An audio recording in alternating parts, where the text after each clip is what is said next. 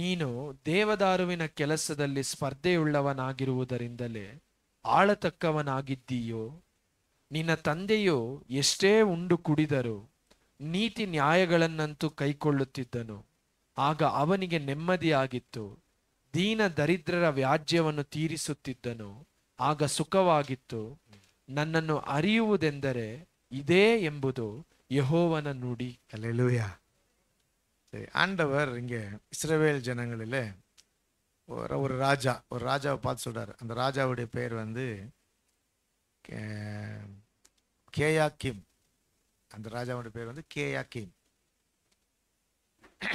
Okay, அந்த ராஜாவை பார்த்து சொல்றாரு, உங்க அப்பா சுகமாய் வாழ்ந்தார் அப்படின்னு சொல்றாரு. ಒಂದು ಇಸ್ರೇಲಿನ ಅರಸನನ್ನ ನೋಡಿ ಅವರೊಂದು ಮಾತನ್ನು ಹೇಳ್ತಾರೆ, ನಿನ್ನ ತಂದೆ ಸೌಖ್ಯವಾಗಿ ಜೀವಿಸಿದನು. இன்னைக்கு பிரசங்கத்தின் தலைப்பு வந்து சுகமான வாழ்க்கை. ಈ ದಿವಸ ಒಂದು ಬೋಧನೆಯ ಒಂದು ಶೀರ್ಷಿಕೆ ಬಂದು ಒಂದು ಸುಖವಾದಂತ ಒಂದು ಜೀವಿತ, சௌபாக்கியவாத ஜீவிதா. அல்லேலூயா, அல்லேலூயா. சுகமான வாழ்க்கை. சரி, இது வந்து எரேமியா மூலமா ஆண்டவர் சொல்றாரு. எரேமியா மூலமா ஆண்டவர் பேசுறாரு.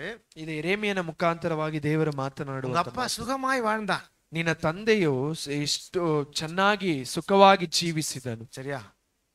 அப்போ நீ உன்னுடைய பிரயாசத்தினாலே நீ சுகமா வாழ பாக்குற. ನೀನು ನಿನ್ನ ಕೈ ಪ್ರಯಾಸಗಳಿಂದ ನೀನು ಸುಖವಾಗಿ ಜೀವಿಸೋದಕ್ಕೆ ಎದುರು அரண்மனை கட்டி, ಅರಮನೆಯನ್ನ ಕಟ್ಟಿ, உன்னுடைய பிரயாசத்தினால ನಿನ್ನ ಪ್ರಯಾಸಗಳಿಂದ சுகமா வாழ பாக்குற. ನೀನ್ ಸೌಖ್ಯವಾಗಿ ಜೀವಿಸೋದಕ್ಕೆ ನೋಡ್ತೀಯ. ஆனா உங்க அப்பா ಆದ್ರೆ ನಿನ್ನ ತಂದೆ நீதி நியாயம் செய்து ನೀತಿ ನ್ಯಾಯಗಳನ್ನು ಅನುಸರಿಸಿ சிறுமையும் எளிமையுமானவர்களை விசாரித்தார். ದೀನ ದರಿದ್ರರಿಗೆ ನ್ಯಾಯವನ್ನ ವಿಚಾರಿಸಿ அவன் சுகமாய் வாழ்ந்தான். ಆತನು ಸುಖವಾಗಿ ಜೀವಿಸಿದನು. அப்போ அவர் கேக்குறாரு, அவருக்கு ஒரு பிரச்சனை, ஒரு கேள்வி கேக்குறாரு. ಅವರೊಂದು ಪ್ರಶ್ನೆಯನ್ನ ಕೇಳುತ್ತಾರೆ, நீ வந்து கேதுரு மர மாளிகையிலே உலாவுகிறபடினாலே நீ ராஜாவா இருப்பாயோ? அப்படின்னா நீ வந்து ஒரு ಸುಖಮಾನ வாழ்க்கை வாழ்வாயೋ? ನೀನು ದೇವದಾರುವಿನ ವೃಕ್ಷದಲ್ಲಿ ಕಟ್ಟಲ್ಪಟ್ಟಂತ ಅರಮನೆಯಲ್ಲಿ ಇರುವುದರಿಂದ ನೀನು ಸುಖವಾಗಿರುತ್ತೀಯೋ?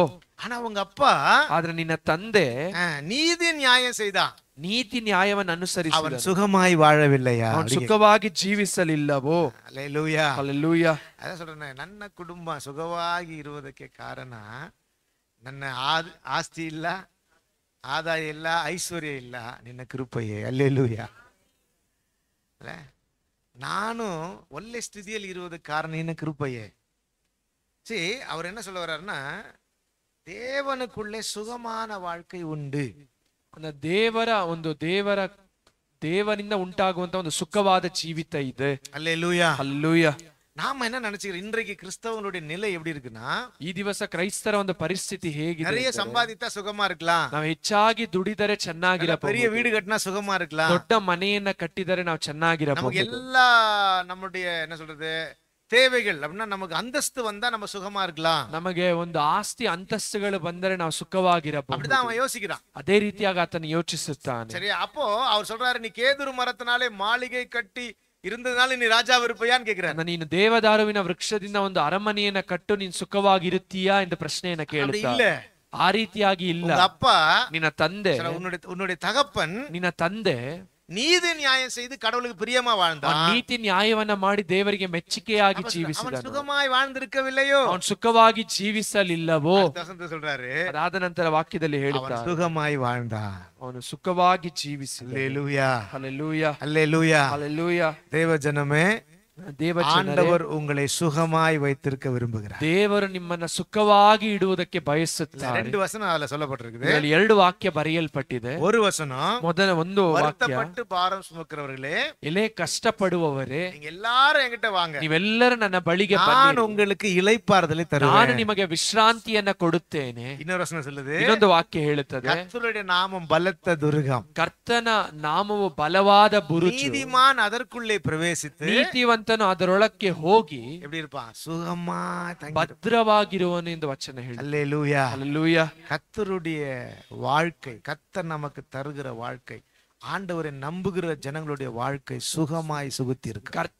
ಕರ್ತನನ್ನ ನಂಬುವವರ ಜೀವಿತವು ಸೌಖ್ಯವಾಗಿ ಸುಖದಿಂದ ತುಂಬಿರುತ್ತದೆ. கர்த்தர் அதை உங்களுக்கு தர ஆசை. ದೇವರು ಅದನ್ನ ನಿಮಗೆ ಕೊಡುವುದಕ್ಕೆ ಇಷ್ಟಪಡುತ್ತಾರೆ. ஆண்டவர் உங்களை சுகமாய் வைத்துக்க ஆசை. ದೇವರು ನಿಮ್ಮನ್ನ ಸುಖವಾಗಿಡುವುದಕ್ಕೆ ಬಯಸುತ್ತಾರೆ. சந்தோஷமா வச்சுக்க ஆசைப்படுறார். ಸಂತೋಷವಾಗಿಡುವಂತೆ ಬಯಸುತ್ತಾರೆ. மகிழ்ச்சியா வச்சுக்க ஆசைப்படுறார். ನಿಮ್ಮನ್ನ ಆನಂದದಿಂದ ಇಟ್ಟುಕೊಳ್ಳುವಂತೆ கலிகூறும்படி வச்சிருக்க ನೀವು ஆசைப்படுறார். ಹರ್ಷಿಸುವಂತೆ ದೇವರು ಬಯಸುತ್ತಾರೆ. அதான் தேவனுடைய விருப்பம். ಅದೇ ದೇವರ ಬಯಕೆ. வசனம் அப்படி சொல்லுது இல்லையா? ವಾಕ್ಯವು ಅದೇ ರೀತಿಯಾಗಿ ಹೇಳುತ್ತದೆ. நாம சுகமா இருப்பதற்காகத்தான் ನಾವು ಸುಖದಿಂದಿರುವ அவர் வேதனைப்பட்டார். ಆತನು ವೇದನೆಯನ್ನು ಅನುಭವಿಸಿದನು. நமக்கு ஆரோக்கியம் உண்டாவதற்காக அவர் வேதனைப்பட்டார். ನಾವು ಸೌಖ್ಯವನ್ನ ಪಡೆದುಕೊಳ್ಳುವಂತೆ ನಮಗೆ ಬದಲಾಗಿ ಆತನು ದಂಡನೆಯನ್ನು ಹೊತ್ತುಕೊಂಡನು. நாம நல்லா இருக்கணும்னு ನಾವು ಚೆನ್ನಾಗಿರುವ பாடுகளை அவர் ஏற்றுக்கொண்டார். ನಮ್ಮ ಬಾಧೆಗಳನ್ನ ದೇವರು ತೆಗೆದುಕೊಂಡರು. அல்லேலூயா. அல்லேலூயா. ஆகினாலே ஆண்டவர் உங்களை சுகமாய் தங்க பண்ண வைக்கிறவர். ಅನ್ನ ದೇವರು ನಿಮ್ಮನ್ನ ಸುಖದಿಂದ ಜೀವಿಸುವಂತೆ ಮಾಡುವ ಆತ. இத யோயாக்கீம் என்கிற ராஜாவுக்கு சொல்றாரு. ಇದು ಯೋಯಾಕೀಮ್ ಎಂದು ಹೇಳುವಂತ ಅರಸನ ಕುರಿತಾಗಿ ಹೇಳಿದರು. அவர் என்ன சொல்றாருன்னா,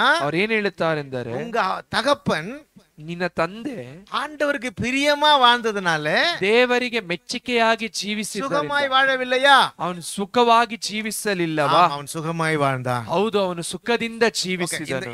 இந்த சிச்சுவேஷனை உங்க கண்ணு முன்னாடி நான் கொண்டு வரேன். ಈ ಒಂದು ಸನ್ನಿವೇಶವನ್ನ ನಿಮ್ಮ ಮುಂದೆ ತರುವುದಕ್ಕೆ ಬಯಸುತ್ತೇವೆ. யோசியா என்கிறதான ஒரு ராஜா, ಯೋಷಿಯನು ಎಂದು ಹೇಳುವಂತ ಅರಸನು யூதாவை அரசாண்டான். ಯೂದ ದೇಶವನ್ನ ಆಳ್ವಿಕೆ ಮಾಡಿದನು. இல்லைங்களா? இப்போ தாவீதுக்கு அப்புறம் சாலமன், சாலமனுக்கு அப்புறம் ரெகோபயாம், அவருடைய மகன் ரெகோபயாம். அப்படியே நீங்க வந்துட்டு வந்தீங்கன்னா எசேக்கியா, மனாசே அப்படியே வரும் பொழுது இந்த மனாசேவுடைய பையன் தான் யோசியா. ಅಂದ ನೀವು ದಾವಿದ ನಂತರ ಸಾಲಮೋನನು, ಸಾಲಮೋನ ನಂತರ ರೆಹಬ್ಬಾಮನು, ಹೀಗೆ ಆ ಒಂದು ಸಂತತಿಯು ಬರುವಾಗ ಹಿಜ್ಕೀಯನ ಮಗನು ಮನಸ್ಸೆಯ ಮಗನು ಯೋಷಿಯ ಎಂಬ ಅರಸನು. மனாசேக்கு இன்னொருத்தர் இருப்பான், அவனுக்கு அடுத்து தான் யோசியா. ஓகே சரி. யோசியா வந்து 8 வயசுல அவன் ರಾಜಾವ ಅಭಿಷೇಕ ಮಾಡಬಹುದು. ಯೋಷಿಯನು ಒಂದು 8ನೇ ವರ್ಷದಲ್ಲಿ ಅರಸನಾಗಿ ಅಭಿಷೇಕವನ್ನು ಹೊಂದುತ್ತಾನೆ. ಯೋಸಿಯಾ வந்து ஆண்டவருக்கு பிரியமாய் வாழ்வான். ಯೋಷಿಯನು ಬಂದು ದೇವರಿಗೆ ಮೆಚ್ಚುಗೆಯಾಗಿ ಜೀವಿಸಿದಂತ ಒಂದು ವ್ಯಕ್ತಿ. யோசியாவை குறித்து வேதத்துல ஒரு வசனம் சொல்லப்பட்டிருக்கும், அது ஆச்சரியமா இருக்கும். அவனை போல ராஜா, தேவனுக்கு பிரியமாய் வாழ்ந்து அவனை போல ராஜா, ಅವನಿಗೆ ಮುನ್ನಾಡಿಯೇ ಇಲ್ಲ, ಅವನಿಗೆ ಪಿನ್ನಾಡಿಯೇ ಇಲ್ಲ ಅಂತ சொல்லப்பட்டிருக்கு. ಯೋಷಿಯನ ಕುರಿತಾಗಿ ವಾಕ್ಯ ಹೇಳುತ್ತದೆ, ಅವನ ಹಾಗೆ ಒಂದು ದೇಶವನ್ನ ಆಳ್ವಿಕೆ ಮಾಡಿದಂತ ಅರಸನು, ದೇವರಿಗೆ ಮೆಚ್ಚುಗೆಯಾದ ಅರಸನು, ಅವನ ಹಿಂದೆಯೂ ಯಾರು ಇಲ್ಲ, ಅವನ ಮುಂದೆಯೂ ಯಾರು ಇಲ್ಲ. சரியா? ஓகே. அப்ப இத நான் சொல்லிட்டு அப்புறம் வசனம் சொல்றேன். ಇದನ್ನ ಹೇಳಿ ಅದಾದ ನಂತರ ವಾಕ್ಯಕ್ಕೆ ಹೋಗೋಣ. அந்த நடந்த சம்பவத்தை உங்க கண்ணு முன்னாடி, ಅಲ್ಲಿ ನಡೆದಂತ ಒಂದು ಘಟನೆಯನ್ನು ನಿಮ್ಮ ಮುಂದೆ ತರುವುದಕ್ಕೆ ಬಯಸುತ್ತೇನೆ. யோசியா ராஜாவுக்கு ஒரு 3 ஆண் பிள்ளைகள் பிறந்தாங்க. ಈ ಯೋಷಿಯ ಎಂಬ ಅರಸನಿಗೆ 3 ಜನ ಗಂಡು ಮಕ್ಕಳು ಹುಟ್ಟಿದರು. இந்த யோசியா ராஜா கர்த்தருக்கு பிரியமா வாழ்ந்து இறந்த பிறகு இவனுக்கு அடுத்தபடியா யோவகாஸ் அப்படின்றவர் அப்படின்ற மகன் இதுல ஆட்சியில ராஜாவா வந்தான். ಒಂದು ಯೋಷಿಯನ ಒಂದು ಆಳ್ವಿಕೆ ಮುಗಿದ ನಂತರ ಅವನ ಬದಲಾಗಿ ಅವನ ಮಗನಾದಂತ ಯೆಹೋವಾಹಾಜನು ಆಳ್ವಿಕೆಗೆ ಬಂದನು. சரியா? ஓகே. யோசியாவுடைய மகன் யோவகாஸ். அந்த ಯೋಷಿಯನ ಮಗನು ಯೆಹೋವಾಹಾಜನು. ஓகேவா? அது நீங்க வாசிக்கணும்னா 2 ராஜாக்கள் 23 அதிகாரம். இப்ப நீங்க வாசிக்க வேண்டாம், நீங்க முதல்ல என்ன கவனிங்க, நான் சொல்லிடுறேன், உங்களுக்கு புரியும். அப்புறம் நீங்க வாசித்தீங்கன்னா உங்களுக்கு தெளிவா புரியும். அப்போ இந்த யோவகாஸ் ஆட்சி செய்யும் பொழுது, ಈ ಯೆಹೋವಾಹಾಜನು ಆಳ್ವಿಕೆ ಮಾಡುವಾಗ எகிப்து ஜனங்கள் இஸ்ரவேல் மேல படையெடுத்து வராங்க. ಐಗುಪ್ತ ದೇಶದ ಒಂದು ಜನರುಗಳು ಇಸ್ರೇಲ್ ದೇಶದ ಮೇಲೆ ಒಂದು ದಾಳಿಗಾಗಿ ಯುದ್ಧ ನಡೆಸುವುದಕ್ಕಾಗಿ ಬರುತ್ತಾರೆ. அப்போ அவங்க யோவகாசை சிறைப்பிடித்து கொண்டு போறாங்க. ಆಗ ಅವರು ಯೆಹೋವಾಹಾಜನನ್ನ ಸೆರೆ ಹಿಡಿದು ತೆಗೆದುಕೊಂಡು ಹೋಗುತ್ತಾರೆ. அப்போ யோவகாசை சிறைப்பிடிக்கும் பொழுது சில கண்டிஷன் அப்படின்னா, சில தண்டை அப்படின்னா, தண்டம் அப்படின்னா சொல்றதுன்னா நிபந்தனை. எப்படி சொல்றதுன்னா, இது வெள்ளி தங்கம் இதெல்லாம் ಡಿಮಾಂಡ್ பண்றாரு. அந்த ಯೆಹೋವಾಹಾಜನನ್ನ ಸೆರೆ ಹಿಡಿದು ಹೋಗುವಾಗ ಆ ಒಂದು ದೇಶದಿಂದ ಒಂದು ಕಪ್ಪದ ರೀತಿಯಲ್ಲಿ ಒಂದು ಚಿನ್ನ ಬೆಳ್ಳಿಯನ್ನ ಅವರು ಅದನ್ನ ಕೇಳುತ್ತಾರೆ. கவனிங்க, அவன் பேர் நேகோ. அந்த ராஜாவுடைய பேர் நேகோ என்கிறதான பார்வோன் ராஜா. அப்படின்னா எகிப்தில இருந்து இந்த யோவகாசு சிறைபிடிச்சு போறான். அந்த ಐಗುಪ್ತದಿಂದ ಬಂದು ಆ ಒಂದು ಅರಸನ ಹೆಸರು ಬಂದು ನೇಕೋ ಎಂಬುದಾಗಿ ಅವನು ಇವನನ್ನ ಸೆರೆ ಹಿಡಿದು ಹೋಗುತ್ತಾನೆ. அப்ப இவனை சிறைபிடிச்சிட்டு போகும்பொழுது, ಇವನನ್ನ ಸೆರೆ ಹಿಡಿದು ಹೋಗುವಾಗ யூதாவுல யார் இல்ல, ராஜா இல்ல. ಈಗ ಯೂದ ದೇಶದಲ್ಲಿ ಅರಸನಿಲ್ಲ. ஆகினாலே யோவகாசுடைய சகோதரனாயிருவா இருக்கிற ಎಲಿಯಾಕೀಮ್ அப்படின்ற ஒருத்தன் என்ன பண்றாரு, ராஜாவை மாத்துறாரு. அந்த ಒಂದು ಯೂದ ದೇಶದಲ್ಲಿ ಅರಸನು ಇಲ್ಲದೆ ಇದ್ದುದರಿಂದ ಯೆಹೋವಾಹಾಜನ ಸಹೋದರನಾದಂತ ಎಲ್ಯಾಕೀಮನನ್ನ ಅರಸನನ್ನಾಗಿ ನೇಮಿಸುತ್ತಾರೆ. ಎಲಿಯಾಕೀಮ್ಗೆ ஒரு பேர் வைக்கிறான் அவனே. ಈ ಎಲ್ಯಾಕೀಮನಿಗೆ ಒಂದು ಹೆಸರನ್ನ ಇಡುತ್ತಾರೆ, அதுதான் யோவாக்கீம். ಆ ಹೆಸರು ಬಂದು ಯೆಹೋಯಾಕೀಮನು. கரெக்ட்டுங்களா? அந்த பேர் எலியாக்கிம்ன்ற பேரை மாத்தி யோவாக்கிம் பேர் வச்சுட்டு அவனை அரசனா வைக்கிறான். அந்த ಎಲ್ಯಾಕೀಮನು ಎಂದು ಹೇಳುವಂತ ಅವನ ಹೆಸರನ್ನ ಮಾರ್ಪಡಿಸಿ ಯೆಹೋಯಾಕೀಮನ್ ಎಂದು ಇಟ್ಟು ಅವನನ್ನ ಅರಸನನ್ನಾಗಿ இவன் ನೇಮಿಸುತ್ತಾರೆ. அவன் கேட்ட அந்த டிமாண்ட் நிபந்தனை யாரு கொடுத்தானா? எகிப்து கொடுத்தான். ಈ ಯೆಹೋಯಾಕೀಮನು ಆ ಒಂದು ಐಗುಪ್ತ ದೇಶದ ಅರಸನಾದ ನೇಕೋ ಕೇಳಿದಂತ ಒಂದು ಅವನ ಬಳಿಯಲ್ಲಿ ಕೇಳಿದ ಒಂದು ಕಾರ್ಯಗಳನ್ನ ಅವರಿಗೆ ಕೊಟ್ಟನು. அதுக்கப்புறம் யூதா தேசத்துல எருசலேமுக்கு இஸ்ரவேலை படையெடுத்து இஸ்ரவேலு விரோதமாய் படையெடுத்து எகிப்தின் ஜனங்கள் வரல. அந்த வந்து அந்த யோவாகாச சிறைபிடிச்சு போனாங்க இல்லையா, அந்த யோவாக்கீமை நியமிச்சிட்ட பிறகு அவங்க திரும்ப வரல. அந்த ಯೆಹೋವಾಜನನ್ನ ಸೆರೆ ಹಿಡಿದು ಹೋಗಿ ಆ ಒಂದು ಯೆಹೋಯಾಕೀಮನನ್ನ ಅರಸನಾಗಿ ನೇಮಿಸಿದ ನಂತರ ಐಗುಪ್ತ ದೇಶದವರು ಪುನಃ ಆ ಒಂದು ಯೂದ ದೇಶವನ್ನ ಮುತ್ತಿಗೆ ಹಾಕುವುದಕ್ಕೆ ಬರಲಿಲ್ಲ, வரல. ஆனா யார் வந்தாங்கன்னா பாபிலோன் ராஜா வந்தார். ಆದ್ರೆ ಅವರನ್ನ ಮುತ್ತಿಗೆ ಹಾಕುವುದಕ್ಕೆ ಯಾರು ಬಂದರೆಂದರೆ ಒಂದು ಬಾಬೇಲ್ ದೇಶದ ಅರಸನು ಬಂದನು. பாபில் ராஜா வந்து சாரி பாபிலோன் ராஜா வந்தார். ಬಾಬೇಲಿನ ಅರಸನು ಬಂದನು. அப்போ அந்த பாபிலோன் அரசு வந்து இவரை இந்த யோயாக்கீமை சிறைபிடிச்சிட்டு போயிட்டான். அந்த ಬಾಬೇಲಿನ ಅರಸನು ಬಂದು ಈ ಯೆಹೋಯಾಕೀಮನನ್ನ ಸೆರೆ ಹಿಡಿದು ಹೋಗುತ್ತಾರೆ. அவனை சிறைபிடிச்சிட்டு போகும்பொழுது ಅವನನ್ನ ಸೆರೆ ಹಿಡಿದು ಹೋಗುವಾಗ அந்த யோயாக்கீமுடைய சித்தப்பா, ஓகே, யோயாக்கீமுடைய சித்தப்பா, அவனுக்கு வந்து சிதேக்கியான்னு அவர் பேர் வைக்கிறான். ಆ ಒಂದು ಯೆಹೋಯಾಕೀಮನ ಒಂದು ಚಿಕ್ಕಪ್ಪನಾದಂತ ಚಿದ್ಕೀಯನು ಎಂದು ಹೇಳುವಂತ ಅವನನ್ನ, சரியா, அவன் பேர் வந்து மத்தானி, அவன் பேர் வந்து மத்தானியா, ಅವನ ಹೆಸರು ಬಂದು ಮತ್ತಾನಿ ಎಂಬುದಾಗಿ, அவனுக்கு வந்து சிதேக்கியான்னு ஒரு பேர் வைக்கிறான். ಆದ್ರೆ ಅವನಿಗೆ ಒಂದು ಚಿದ್ಕೀಯನು ಎಂದು ಹೇಳಿ ಹೆಸರಿಡುತ್ತಾರೆ. வச்சு இஸ்ரவேல் தேசத்துல அவனை ராஜாவா வைக்கிறான். ಅವನನ್ನ ಒಂದು ಇಸ್ರೇಲ್ ದೇಶದಲ್ಲಿ ಅರಸನಾಗಿ ನೇಮಿಸುತ್ತಾರೆ. இப்போ இந்த சிறைபிடித்து எகிப்துக்கு போயிட்டாங்க. சிறைபிடிக்கப்பட்டு எதுக்கு போறாங்க? ಬಾಬಿಲೋನ್ ಅರಸಕ್ಕೆ போறாங்க. ಈಗ ಸೆರೆ ಹಿಡಿಯಲ್ಪಟ್ಟು ಐಗುಪ್ತ ದೇಶಕ್ಕೆ ಒಂದು ಗುಂಪು ಹೋಗುತ್ತದೆ, ಸೆರೆ ಹಿಡಿಯಲ್ಪಟ್ಟು ಬಾಬೇಲಿನ ದೇಶಕ್ಕೆ ಇನ್ನೊಂದು ಗುಂಪು ಹೋಗುತ್ತದೆ. அப்போ இஸ்ரவேல் ஜனங்களுக்கு ஒரு கேள்வி. ಈಗ ಇಸ್ರೇಲ್ ಜನರಿಗೆ ಒಂದು ಪ್ರಶ್ನೆ. கவனிங்க, என்ன கேள்வினா, ಅವರಿಗಿರುವಂತ ಪ್ರಶ್ನೆ ಏನೆಂದರೆ, இஸ்ரவேலுடைய ராஜாவாகிய யோயாக்கீம் என்ன பண்றான்? ಇಸ್ರೇಲಿನ ಅರಸನಾದಂತ ಯೆಹೋಯಾಕೀಮನು ಮಾಡುವಂತದ್ದೇನೆಂದರೆ, அவன் கேள்வி கேக்குறான். ಅವನೊಂದು ಪ್ರಶ್ನೆಯನ್ನ ಕೇಳುತ್ತಾನೆ. ஏன் இந்த பிரச்சனை எங்களுக்கு வருது? ಯಾಕೆ ಈ ಸಮಸ್ಯೆಗಳು ನಮಗೆ ಎದುರಾಗಿ ஏன் ಬರುತ್ತದೆ? இவ்வளவு நாங்க கஷ்டப்படுறோம்? ಯಾಕೆ ಇಷ್ಟು ಕಷ್ಟಪಡುತ್ತಿದ್ದೇವೆ? ஆகையாலே ಆದುದರಿಂದ நான் ஒரு நல்ல மாளிகை கட்டி நிம்மதியா இருக்க போறேன் தீர்மானம் பண்றான். ನಾನೊಂದು ಒಳ್ಳೆಯ ಅರಮನೆಯನ್ನು ಕಟ್ಟು ನೆಮ್ಮದಿಯಾಗಿರುತ್ತೇನೆಂದು ನೆನೆಸುತ್ತಾರೆ. ஆனா அவன் என்ன செய்ய விரும்பல? ಆದ್ರೆ ಅವನು ಏನನ್ನ ಮಾಡುವುದಕ್ಕೆ ಬಯಸಲಿಲ್ಲವೆಂದರೆ, யோசியாவை போல ஆண்டவருக்கு பிரியமா வாழ விரும்பல. ಯೋಷಿಯನ ಹಾಗೆ ದೇವರಿಗೆ ಮೆಚ್ಚುಗೆಯಾಗಿ ಜೀವಿಸುವುದಕ್ಕೆ ಅವನು ಬಯಸಲಿಲ್ಲ. ஆனா இந்த பிரச்சனை வரும்பொழுது இந்த ஜனங்க எல்லாரும் பயப்படுறாங்க. ಆದ್ರೆ ಈ ಸಮಸ್ಯೆಗಳು ಬರುವಾಗ ಜನರೆಲ್ಲರೂ ಭಯಪಡುತ್ತಿದ್ದಾರೆ, ನೆಮ್ಮದಿ ಇಲ್ಲ. கேள்வி கேக்குறாங்க, ಒಂದು ಪ್ರಶ್ನೆಯನ್ನ அப்ப ಕೇಳುತ್ತಾರೆ. அரசன் தீர்மானம் பண்றான். ಆಗ ಅರಸನು ಒಂದು ತೀರ್ಮಾನವನ್ನು ತೆಗೆದುಕೊಳ್ಳುತ್ತಾನೆ. மாளிகை கட்டி ராஜாவா நிம்மதியா இருக்க போறேன். ನಾನೊಂದು ಅರಮನೆಯನ್ನ ಕಟ್ಟಿ ನೆಮ್ಮದಿಯಾಗಿ ಜೀವಿಸೋದಕ್ಕೆ ಹೋಗುತ್ತೇನೆ. அப்பதான் எரேமியா சொல்றாரு. ಆಗ ಎರೇಮಿಯನು ಕೇಳುವಂತ ಒಂದು ಮಾತು, உன் தேவனுக்கு அப்படின்னா தேவனுக்கு உண்மையாய் வாழ்ந்த உங்க அப்பா ಸುಖಮಾಗಿ ಇರಕವಿಲ್ಲಯೋ, ದೇವರ ಮುಂಭಾಗವಾಗಿ ಯಥಾರ್ಥವಾಗಿ ಜೀವಿಸಿದಂತ ನಿನ್ನ ತಂದೆಯು ಸುಖದಿಂದ ಜೀವಿಸಲಿಲ್ಲವಾ? அல்லேலூயா, ಹಲ್ಲೆಲೂಯಾ. அவர் சுகமாய் வாழ்ந்தார். ಅವನು ಸುಖವಾಗಿ ಜೀವಿಸಿದನು. கடைசியா யோசியாவுடைய வாழ்க்கை தான் நிம்மதியா இருந்துச்சு. ಕೊನೆಯದಾಗಿ ಯೋಷಿಯನ ಅರಸನ ಜೀವಿತವೇ ಒಂದು ನೆಮ್ಮದಿಯಾಗಿತ್ತು. அப்போ யோசியா தேவனுக்கு பிரியமாய் வாழ்ந்ததுனால தான் யோசியா வாழ்க்கை அந்த தேசத்திலே கர்த்தர் அவனை சுகமாய் வைக்க பண்ணார். ಯೋಷಿಯನು ದೇವರ ಮುಂಭಾಗವಾಗಿ ದೇವರಿಗೆ ಪ್ರಿಯವಾಗಿ ಜೀವಿಸಿದ್ದರಿಂದ ದೇವರು ಅವನ ದಿವಸಗಳನ್ನ ಸುಖಕರವಾಗಿ ಮಾರ್ಪಡಿಸಿದರು. நம்முடைய எல்லா பிரயாசத்திலும், ನಮ್ಮ ಎಲ್ಲಾ ಪ್ರಯಾಸಗಳಲ್ಲಿ என்ன முயற்சி பண்ணாலும், ನಾವು ಏನೇ ಪ್ರಯತ್ನಗಳನ್ನ ಹಾಕಿದರೂ ஆண்டவருக்கு பிரியமில்லாத நம்முடைய வாழ்க்கை, ದೇವರಿಗೆ ಮೆಚ್ಚುಗೆ ಇಲ್ಲದ ನಮ್ಮ ಜೀವಿತ ஆண்டவருடைய வாக்குத்தத்தத்துக்கு சுதந்திரமா மாறும். ದೇವರ ವಾಗ್ದಾನಗಳನ್ನ ಸ್ವತಂತ್ರಿಸಿಕೊಳ್ಳುವುದಕ್ಕೆ நிம்மதிக்குள்ள வராது. ದೇವರ ವಾಗ್ದಾನಗಳನ್ನ ಸ್ವತಂತ್ರಿಸಿಕೊಳ್ಳುವುದಿಲ್ಲ. சமாதானத்துக்குள்ள வராது. ನೆಮ್ಮದಿಯೊಳಗೆ ಸಮಾಧಾನದೊಳಗೆ ಬರುವುದಿಲ್ಲ, வராது. ಆನಂದದೊಳಗೆ ಬರುವುದಿಲ್ಲ. எவ்வளவு பிரயாசப்படலாம், ನಾವು ಎಷ್ಟೇ ಪ್ರಯಾಸ ಪಡಬಹುದು, ஐடியா இருக்கலாம், ನಮ್ಮ ಬಳಿಯಲ್ಲಿ ಆಲೋಚನೆಗಳಿರಬಹುದು, நல்ல ஐடியா இருக்கலாம், ನಮ್ಮ ಬಳಿಯಲ್ಲಿ ಒಳ್ಳೆ ಆಲೋಚನೆಗಳಿರಬಹುದು, உங்களை சமாதானத்துக்குள்ள வழிநடத்த, ಅದು ನಿಮ್ಮನ್ನ ಸಮಾಧಾನದ ಒಳಗೆ ನಡೆಸುವುದಿಲ್ಲ. ஒரு மனுஷனுக்கு நிம்மதியும் சமாதானத்தையும் சௌக்கியத்தையும் தந்து ஒரு மனுஷனை பூமியில நிலைநிறுத்தக்கூடிய ஒரே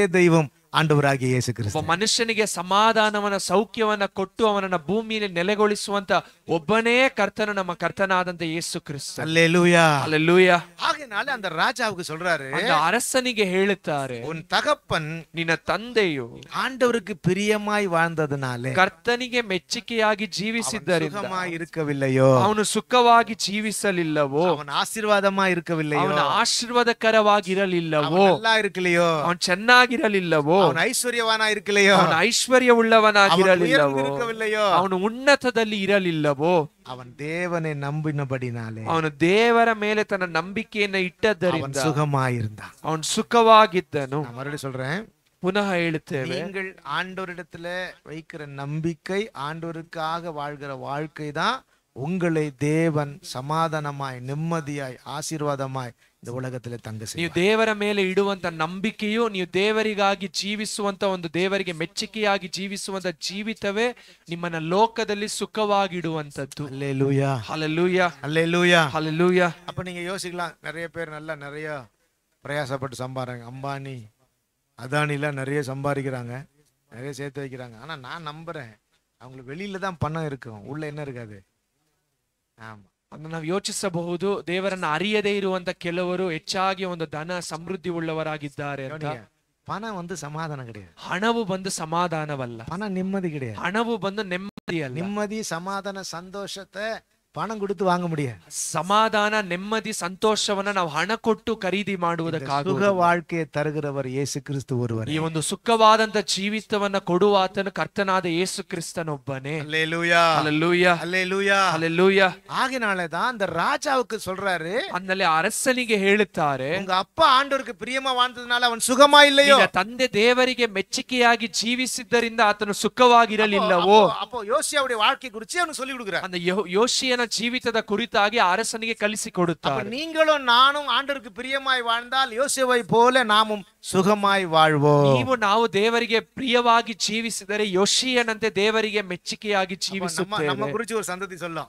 ನಮ್ಮ ಕುರಿತಾಗಿ ಒಂದು ಸಂತಾನ ಹೇಳುತ್ತದೆ, ಆಂಡವರಿಗೆ ಪ್ರಿಯಮಾಯಿ வாழ்ந்ததனால ಇವರು ದೇವರಿಗೆ ಮೆಚ್ಚುಗೆಯಾಗಿ ಜೀವಿಸಿದ್ದರಿಂದ ಸುಖವಾಗಿ ಜೀವಿಸಿದರು. Hallelujah, hallelujah. ಪಕ್ಕದಲ್ಲಿ ಕೈ ಕೊಟ್ಟು சொல்லுங்க பார்க்கலாம். ಪಕ್ಕದಲ್ಲಿಯವರಿಗೆ ಕೈ ಕೊಟ್ಟು ಹೇಳಿರಿ, ಕರ್ತರು ಉನக்கு ಸುಖ வாழ்வை தருவார். ದೇವರು ನಿನಗೆ ಸುಖವಾದ ಜೀವಿತವನ್ನು ಅನುಗ್ರಹಿಸುವನು. Hallelujah, hallelujah. சரி, ஓகே. அப்போ யோசியாவுடைய வாழ்க்கையை நான் வாசித்து பார்க்கும்போது, ಯೋಷಿಯನ ಜೀವಿತವನ್ನ ಕುರಿತಾಗಿ ಓದಿ ನೋಡುವಾಗ, யோசியாவின் புஸ்தகம், ரெண்டு ராஜாக்களின் புஸ்தகம், ಎರಡು ಅರಸರ ಪುಸ್ತಕ 23ஆம் அதிகாரம் 23ನೇ ಅಧ್ಯಾಯ முதலாம் வசனத்திலிருந்து கடைசி வசனம், ಮೊದಲನೇ ವಚನದಿಂದ ಆರಂಭಿಸಿ ಕೊನೆಯ ವಚನದವರೆಗೂ. ಅದ ಮೂರ್ತಿ ನೀங்க வீட்ல போய் ಅದ ಪೂರ್ತಿ ವಾಸಿಸಿ. ಇದನ್ನ ಮನೆಗೆ ಹೋಗಿ ನೀವು ಸಂಪೂರ್ಣವಾಗಿ ಅಧ್ಯಾಯವನ್ನ ಧ್ಯಾನಿಸಿರಿ, ಗಮನಿಗೆ. ಗಮನಿಸಿ. 25ஆம் வசனத்தை வாசிங்க. 25ನೇ ವಚನವನ್ನ ನಾವು ಓದೋಣ. நான் தமிழ்ல வாசிக்கிறேன் பாருங்க. கர்த்தரிடத்திற்கு தன் முழு இருதயத்தோடும், தன் முழு ஆத்மாவோடும், தன் முழு பலத்தோடும் மோசேயின் நியாயப்பிரமாணத்திற்கு ஏற்றபடியெல்லாம் செய்ய மனதை சாய்த்தான். யாரு? யோசியா.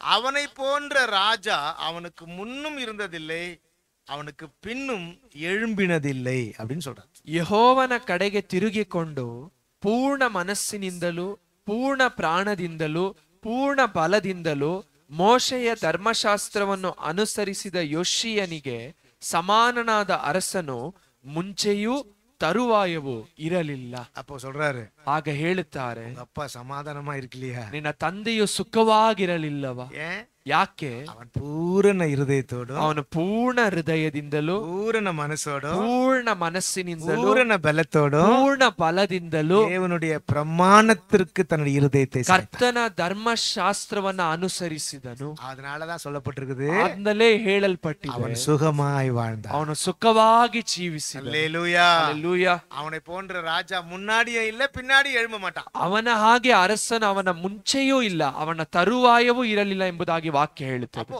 யோசியாவின் பிள்ளைகளுக்கு தீர்க்கதரிசி மூலமாய் ಆಂಡவர் பேசுறார். அந்த ಯೋಷಿಯನ ಮಕ್ಕಳಿಗೆ ಪ್ರವಾದಿಗಳ ಮುಖಾಂತರವಾಗಿ ದೇವರ ಎಚ್ಚರಿಕೆಯ ಮಾತನ್ನ ಕೊಡ್ತಾರೆ. ದೇವ ಸಭೆಗೆ ಆಂಡவர் பேசுறாரு. ಈ ದಿವಸ ದೇವರ ಸಭೆಗೆ ದೇವರು ಮಾತನಾಡುವಂತದ್ದು. யோசியா சுகமா இல்லையா? ಯೋಷಿಯನ ಸುಖವಾಗಿರಲಿಲ್ಲ, ನೆಮ್ಮದಿಯಾ இல்லையா? ಯೋಷಿಯನ ನೆಮ್ಮದಿಯಾಗಿರಲಿಲ್ಲ. நிம்மதியா இருந்தான்? ಅವನು ಹೇಗೆ ನೆಮ್ಮದಿಯಾಗಿದ್ದನು? ஆண்டவருக்கு தன்னுடைய முழு இருதயத்தையும் முழு பலத்தையும் முழு ಆತ್ಮಾவோடு ಕೂಡ ಅವರಿಗೆ ಪ್ರಿಯಮಾಯಿ வாழ்ವೆಂದು ತೀರ್ಮಾನ. ಅವನು ದೇವರಿಗಾಗಿ ಪೂರ್ಣ ಹೃದಯದಿಂದಲೂ ಪೂರ್ಣ ಮನಸ್ಸಿನಿಂದಲೂ ಪೂರ್ಣ ಬಲದಿಂದಲೂ ದೇವರ ವಾಕ್ಯಗಳನ್ನ ಅನುಸರಿಸಿ ಜೀವಿಸೋದಕ್ಕೆ ತೀರ್ಮಾನಿಸಿದನು. ಸರಿಯಾ? அப்பதான் ಆಗಲೇ ஆண்டவர் அவனை குறித்து சாட்சி சொல்றாரு. ದೇವರು ಅವನ ಕುರಿತಾಗಿ ಸಾಕ್ಷಿಯನ್ನು ಹೇಳುತ್ತಾರೆ. சுகமாய் வாழ்ந்து ಅವನು ಸುಖವಾಗಿ ಜೀವಿಸಿದನು. நீங்களும் நானும், ನೀವು ನಾವು ஆண்டவருடைய பிள்ளைகள், ಕರ್ತನ ಮಕ್ಕಳು சுகமா வாழணும். ಸುಖವಾಗಿ ಜೀವಿಸಬೇಕು. அதுக்கு நமக்கு ஒரு எடுத்துக்காட்டு யோசியா. ಅದಕ್ಕೆ ನಮಗೊಂದು ಒಳ್ಳೆಯ ಮಾದರಿ ಯೋಷಿಯನು. அப்ப யோசியா எப்படி தன்னை ஆண்டவருக்கு முழு இருதயத்தோடும் முழு பலத்தோடும் முழு ஆத்மாவோடும் வாழும்படி தன்னுடைய இருதயத்தை சாய்த்தான், எப்படி வாழ்ந்தான் அப்படி வாஸ்து பார்த்தோம்னா நமக்கு புரியும். அந்த ಯೋಷಿಯನು ಹೇಗೆ ತನ್ನ ಪೂರ್ಣ ಹೃದಯದಿಂದಲೂ ಪೂರ್ಣ ಮನಸ್ಸಿನಿಂದಲೂ ಪೂರ್ಣ ಬಲದಿಂದಲೂ ದೇವರ ವಾಕ್ಯವನ್ನ ಅನುಸರಿಸುವಂತೆ ದೇವರಿಗೆ ಮೆಚ್ಚುಗೆಯಾಗಿ ಜೀವಿಸುವಂತೆ ತನ್ನನ್ನು ಒಪ್ಪಿಸಿಕೊಟ್ಟನು ಅನ್ನುವಂಥದ್ದನ್ನು ನಾವು ನೋಡೋಣ. நான் நம்புறேன், ನಾವು ನಂಬುತ್ತೇವೆ நாம சுகமா வாழ முடியும், ನಾವು ಸುಖವಾಗಿ ಜೀವಿಸೋದಕ್ಕೆ நாம ಸಾಧ್ಯ, மகிமையா வாழ முடியும், ನಾವು ಮಹಿಮೆ ಉಳ್ಳದ್ದಾಗಿ ಜೀವಿಸೋದಕ್ಕೆ ಆಶೀರ್ವಾದವಾಗಿ ವಾಳ ಸಾಧ್ಯ, முடியும், ನಾವು ಆಶೀರ್ವಾದಕರವಾಗಿ ಜೀವಿಸೋದಕ್ಕೆ ಉಯರ್ந்த ಸಾಧ್ಯ, ಮಕ್ಕಳ ವಾಳ முடியும். ನಾವು ಉನ್ನತ ಸ್ಥಾನದಲ್ಲಿ ಇರುವುದಕ್ಕೆ ಸಾಧ್ಯ. ஒரே ரகசியம் தான், ಒಂದೇ ಒಂದು ರಹಸ್ಯ, இருதயத்தை சாய்க்கும். ನಮ್ಮ ಹೃದಯವನ್ನ ದೇವರ ಕಡೆಗೆ ನಾವು ತಿರುಗಿಸಬೇಕು. அல்லேலூயா. ಹಲ್ಲೆಲೂಯ. அவன் பூர்ண முழு இருதயத்தோடு ಪೂರ್ಣ ಹೃದಯದಿಂದಲೂ முழு ஆத்மா ಪೂರ್ಣ ಮನಸ್ಸಿನಿಂದಲೂ முழு பலத்தோடு ಪೂರ್ಣ ಬಲದಿಂದಲೂ மோசேவின் நியாயப்பிரமாணத்தின்படி செய்வதற்கு தன் இருதயத்தை சாய்த்தான். ಮೋಶೆಯ ಧರ್ಮಶಾಸ್ತ್ರವನ್ನ ಅನುಸರಿಸುವಂತೆ ತನ್ನನ್ನು ಒಪ್ಪಿಸಿಕೊಟ್ಟನು. இப்ப நாம இருதயத்தை என்ன செய்யணும்? ಈಗ ನಮ್ಮ ಹೃದಯವನ್ನ ನಾವು ಏನ್ ಮಾಡಬೇಕು? ஆண்டவர் பக்கமா திருப்பி, ನಾವು ಕರ್ತನ ಕಡೆಗೆ ತಿರುಗಿಸಬೇಕು. ஆண்டவர் பக்கமா திருப்பி நீங்க ஒப்பு கொடுத்துட்டீங்கன்னா, ನೀವು ದೇವರ ಕಡೆಗೆ ನಿಮ್ಮ ಮನಸ್ಸನ್ನ ತಿರುಗಿಸಿ ಒಪ್ಪಿಸಿಕೊಟ್ಟರೆ எப்படி ஒப்பு கொடுக்கணுமா? ಹೇಗೆ ನಾವು ಒಪ್ಪಿಸಿಕೊಡಬೇಕು? பூர்ண இருதயத்தோடு, ಪೂರ್ಣ ಹೃದಯದಿಂದ, பூர்ண மனசோடு, ಪೂರ್ಣ ಮನಸ್ಸಿನಿಂದ, பூர்ண பலத்தோடு ಪೂರ್ಣ ಬಲದಿಂದ ஆண்டவருடைய வார்த்தையை கைக்கொள்ள. ದೇವರ ವಾಕ್ಯಗಳನ್ನು ನಾವು ಕೈಗೊಳ್ಳಬೇಕು. கர்த்தர் உங்களுக்கு நிம்மதியை தருவார். ಆಗ ದೇವರು ನಿಮಗೆ ನೆಮ್ಮದಿಯನ್ನ ಕೊಡುತ್ತಾರೆ. சுகமாய் வாழ்ந்து சுகித்திருப்பீர்கள். ನೀವು ಸುಖದಿಂದ ಜೀವಿಸಿ ಸೌಖ್ಯದಿಂದ ಇರುತ್ತೀರಾ. அல்லேலூயா, ಹಲ್ಲೆಲೂಯ, அல்லேலூயா. ಹಲ್ಲೆಲೂಯ. அதனாலதான் இந்த நீதிமொழிகள் 3ஆம் அதிகாரம், நீதிமொழிகள் 3ஆம் அதிகாரத்துல உன் சுய புத்தியின் மேல் நீ சாயாமல், அந்த ಜ್ಞಾನೋಕ್ತಿಯ ಪುಸ್ತಕ 3ನೇ ಅಧ್ಯಾಯದಲ್ಲಿ 5வது வசனம், நீங்கள் உங்கள் சுய புத்தியின் மேல் நீ சாயாமல் ನಿನ್ನ ಸ್ವಬುದ್ಧಿಯನ್ನ ನೀನು ಆಧಾರ ಮಾಡಿಕೊಳ್ಳದೆ ஆண்டவர் மேல முழு இருதயத்தோட நம்பிக்கை, ದೇವರ ಮೇಲೆ ಪೂರ್ಣ ಹೃದಯದಿಂದ ಭರವಸೆ ಇಡು. அப்போ அவர் உன்னுடைய வழி என்ன செய்வாரா?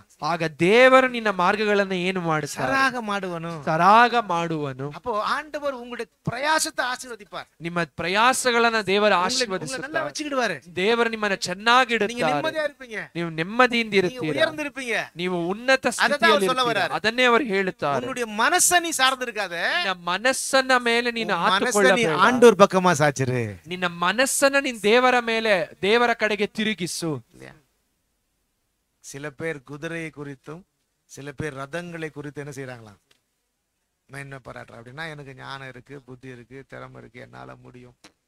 ಕೆಲವರು ತಮ್ಮ ರಥಗಳ ಮೇಲೂ ಕುದುರೆಗಳ ಮೇಲೂ ಭರವಸೆ ಇಡ್ತಾರೆ. ಅಂದ್ರೆ ನಮಗೆ ಜ್ಞಾನ ಇದೆ, ಬುದ್ಧಿ ಇದೆ, ತಿಳುವಳಿಕೆ ಇದೆ ಎಂಬುದಾಗಿ ಅದರ ಮೇಲೆ ಆಧಾರ ಮಾಡಿಕೊಳ್ಳುತ್ತಾರೆ. முட்டைத்தான் இருக்கும், ಅದರಲ್ಲಿ ಶೂನ್ಯ ಮಾತ್ರ ಇರುತ್ತದೆ. கரெக்டா?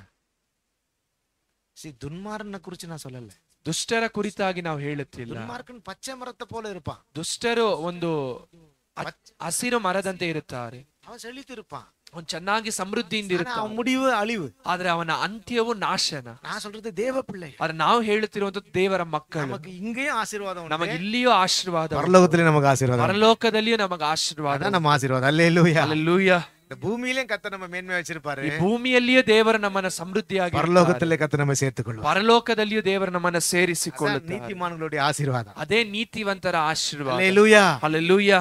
ஆகையினாலதான் அவர் சொல்றாரு, தன்னுடைய இருதயத்தை அவன் தேவன் பக்கமாய் சாய்த்தான். ಅವನು ತನ್ನ ಹೃದಯವನ್ನ ದೇವರ ಕಡೆಗೆ ತಿರುಗಿಸಿದನು. சரியா? அல்லேலூயா. ಹಲ್ಲೆಲೂಯಾ. அவன் தேவன் பக்கமாய் சாய்த்தப்ப 2 தீர்மானம் எடுத்தான். ಅವನು ದೇವರ ಕಡೆಗೆ ತನ್ನ ಹೃದಯವನ್ನ ತಿರುಗಿಸುವಾಗ 2 ತೀರ್ಮಾನಗಳನ್ನ 2 தீர்மானம் எடுத்தான். 2 ತೀರ್ಮಾನಗಳನ್ನ இந்த 2 ತೆಗೆದುಕೊಂಡನು. தீர்மானம் எடுத்த உடனே ಈ 2 ತೀರ್ಮಾನಗಳನ್ನ ತೆಗೆದುಕೊಂಡ ನಂತರ அதன்படி அவன் வாழ்ந்ததனால ಅದಕ್ಕೆ ಅನುಗುಣವಾಗಿ ಅವನು ஆண்டவர் ಜೀವಿಸಿದ್ದರಿಂದ சாட்சி கொடுக்கிறார், ದೇವರು ಸಾಕ್ಷಿ ಕೊಡುತ್ತಾರೆ. அவனை போல ஒரு ராஜா இந்த உலகத்தில். ಅವನ ಹಾಗೆ ಅರಸನು ಈ ಲೋಕದಲ್ಲಿ ಮತ್ತೊಬ್ಬನಿಲ್ಲ.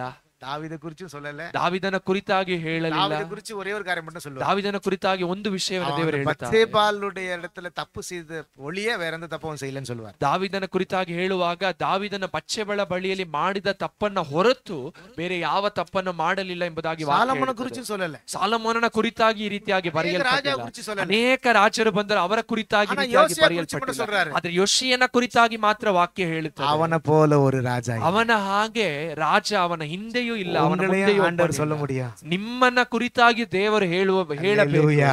ಹಲ್ಲೆಲೂಯಾ. உங்களை போல தேவனை பின்பற்றுವ யாரும் இல்லை. ನಿಮ್ಮ ಹಾಗೆ ದೇವರನ್ನ ಹಿಂಬಾಲಿಸುವವರು ಮತ್ತೊಬ್ಬರಿಲ್ಲ ಎಂದು ದೇವರು ಹೇಳಬೇಕು. எத்தனை பேருக்கு ஆசை? ಎಷ್ಟು ಜನರಿಗೆ ಆಸೆ? ಆಮೇಲೆ என்ன குறிச்சு ஆண்டவர் சாட்சி கொடுக்கணும். ನನ್ನ ಕುರಿತಾಗಿ ದೇವರು ಸಾಕ್ಷಿ ಕೊಡಬೇಕು. எத்தனை பேருக்கு ஆசை? ಎಷ್ಟು ಜನರಿಗೆ ಆಸೆ? ಒಂದು ಹಲ್ಲು ಹೇಳೋಣ. Hallelujah, hallelujah. அப்போ நாம என்ன செய்யணும்? ನಾವೇನು ಮಾಡಬೇಕು? யோசியாவை போல நம்முடைய இருதயத்தை ஆண்டவர் பக்கம் ಯೋಷಿಯನ ಹಾಗೆ ನಮ್ಮ ಹೃದಯವನ್ನ ದೇವರ ಕಡೆಗೆ ತಿರುಗಿಸಬೇಕು. இல்லையா? பக்கத்துல ಕೈ கொடுத்து சொல்லுங்க. ಪಕ್ಕದವರಿಗೆ ಕೈ ಕೊಟ್ಟು ಹೇಳಿರಿ, உன் இருதயத்தை கர்த்தர் பக்கமாய் திருப்பு. ನಿನ್ನ ಹೃದಯವನ್ನ ದೇವರ ಕಡೆಗೆ ತಿರುಗಿಸು. Very good. முகத்தை பார்த்து சொல்றது இன்னும் நல்லா இருக்கு. திருப்பு, முழு இருதಯத்தை ತಿರುಪೆ.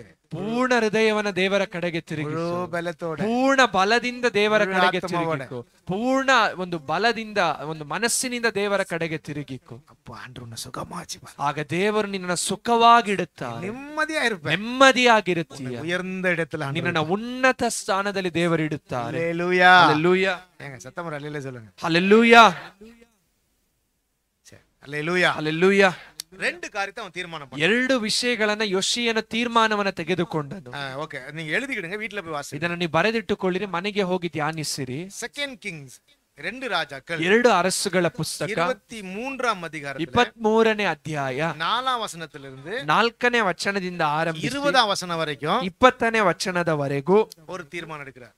ಒಂದು ತೀರ್ಮಾನವನ್ನು ತೆಗೆದುಕೊಳ್ಳುತ್ತಾರೆ. கவனி, மறுபடியும் சொல்றேன். ಪುನಃ ಹೇಳುತ್ತೇವೆ. ரெண்டு ராஜாக்கள் ಎರಡು ಅರಸರ ಪುಸ್ತಕ 23ஆம் அதிகாரத்துல 23ನೇ ಅಧ್ಯಾಯ 4ஆம் வசனத்திலிருந்து 4ನೇ ವಚನದಿಂದ 20ஆம் வசனம் வரைக்கும் 20ನೇ ವಚನದವರೆಗೂ ரெண்டு தீர்மானம், ஒரு தீர்மானம் எடுக்கிறாரு. ಒಂದು ತೀರ್ಮಾನವನ್ನು ತೆಗೆದುಕೊಳ್ಳುತ್ತಾರೆ. அதுல ரெண்டு ಅರ್ಥ ಉಂಟು. ಇದರಲ್ಲಿ ಎರಡು ಅರ್ಥ ಉಂಟು. முதல் தீர்மானத்துல ಮೊದಲನೆಯ ತೀರ್ಮಾನದಲ್ಲಿ விக்கிரகங்களையும் ವಿಗ್ರಹಗಳನ್ನು, இச்சைகளையும் அகற்றினான். ಇಚ್ಛೆಯನ್ನು ಅವನು ದೂರ ಮಾಡಿದನು. கவனிங்க, விக்கிரகங்களையும் ವಿಗ್ರಹಗಳನ್ನು, ಇಚ್ಛೆಗಳನ್ನು அகற்றினான். ಅವನು ದೂರಪಡಿಸಿದನು. ஏன்னா தாவீது மட்டும்தான் ஆண்டவருக்கு ரொம்ப பிரியமா வாழ்ந்தான். ದಾವಿದನು ಮಾತ್ರ ದೇವರಿಗೆ ಮೆಚ್ಚುಗೆಯಾಗಿ ಜೀವಿಸಿದನು. அதுக்கப்புறம் சாலமன் தொடங்கி, அவன் பிள்ளை சாலமன் தொடங்கி யோசியாவுடைய முன்னாடி இருக்கிற, யோசியாவுக்கு முன்னாடி இருக்கிற ராஜா வரைக்கும் அவங்க இஸ்ரவேல் தேசத்துல விக்கிரகங்களை அகற்றவும் இல்லை.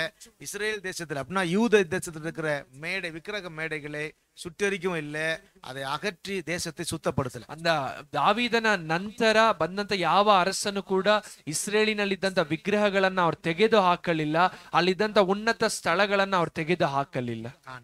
ಆದರೆ ಯೋಷಿಯನು ಮಾತ್ರ ಆಂಡವರಿಗೆ ಪ್ರಿಯமா ತನ್ನ ಹೃದಯத்தை ಸಾಚಿದನಾல, ದೇವರಿಗೆ ಮೆಚ್ಚುಗೆಯಾಗಿ ತನ್ನ ಹೃದಯವನ್ನ ತಿರುಗಿಸಿದ್ದರಿಂದ முழு இஸ்ரவேலுக்குள்ள இருக்கிற எல்லா விக்கிரகங்களையும் அகற்றினான். ಇಡೀ ಇಸ್ರೇಲಿನಲ್ಲಿದ್ದಂತ ಎಲ್ಲ ವಿಗ್ರಹಗಳನ್ನ ತೆಗೆದು ಹಾಕಿದನು. சரியா? ஓகே, ஒரு 2-3 வசனம் மட்டும் நான் உங்களுக்கு சொல்றேன். ಒಂದು 2-3 ವಚನವನ್ನು ನಿಮಗೆ 4ஆம் வசனம் வாசிங்க. 20ஆம் அந்த 23ஆம் அதிகாரத்துல 4ஆம் வசனம் மட்டும். 23ನೇ ಅಧ್ಯಾಯದ 4ನೇ ವಚನ.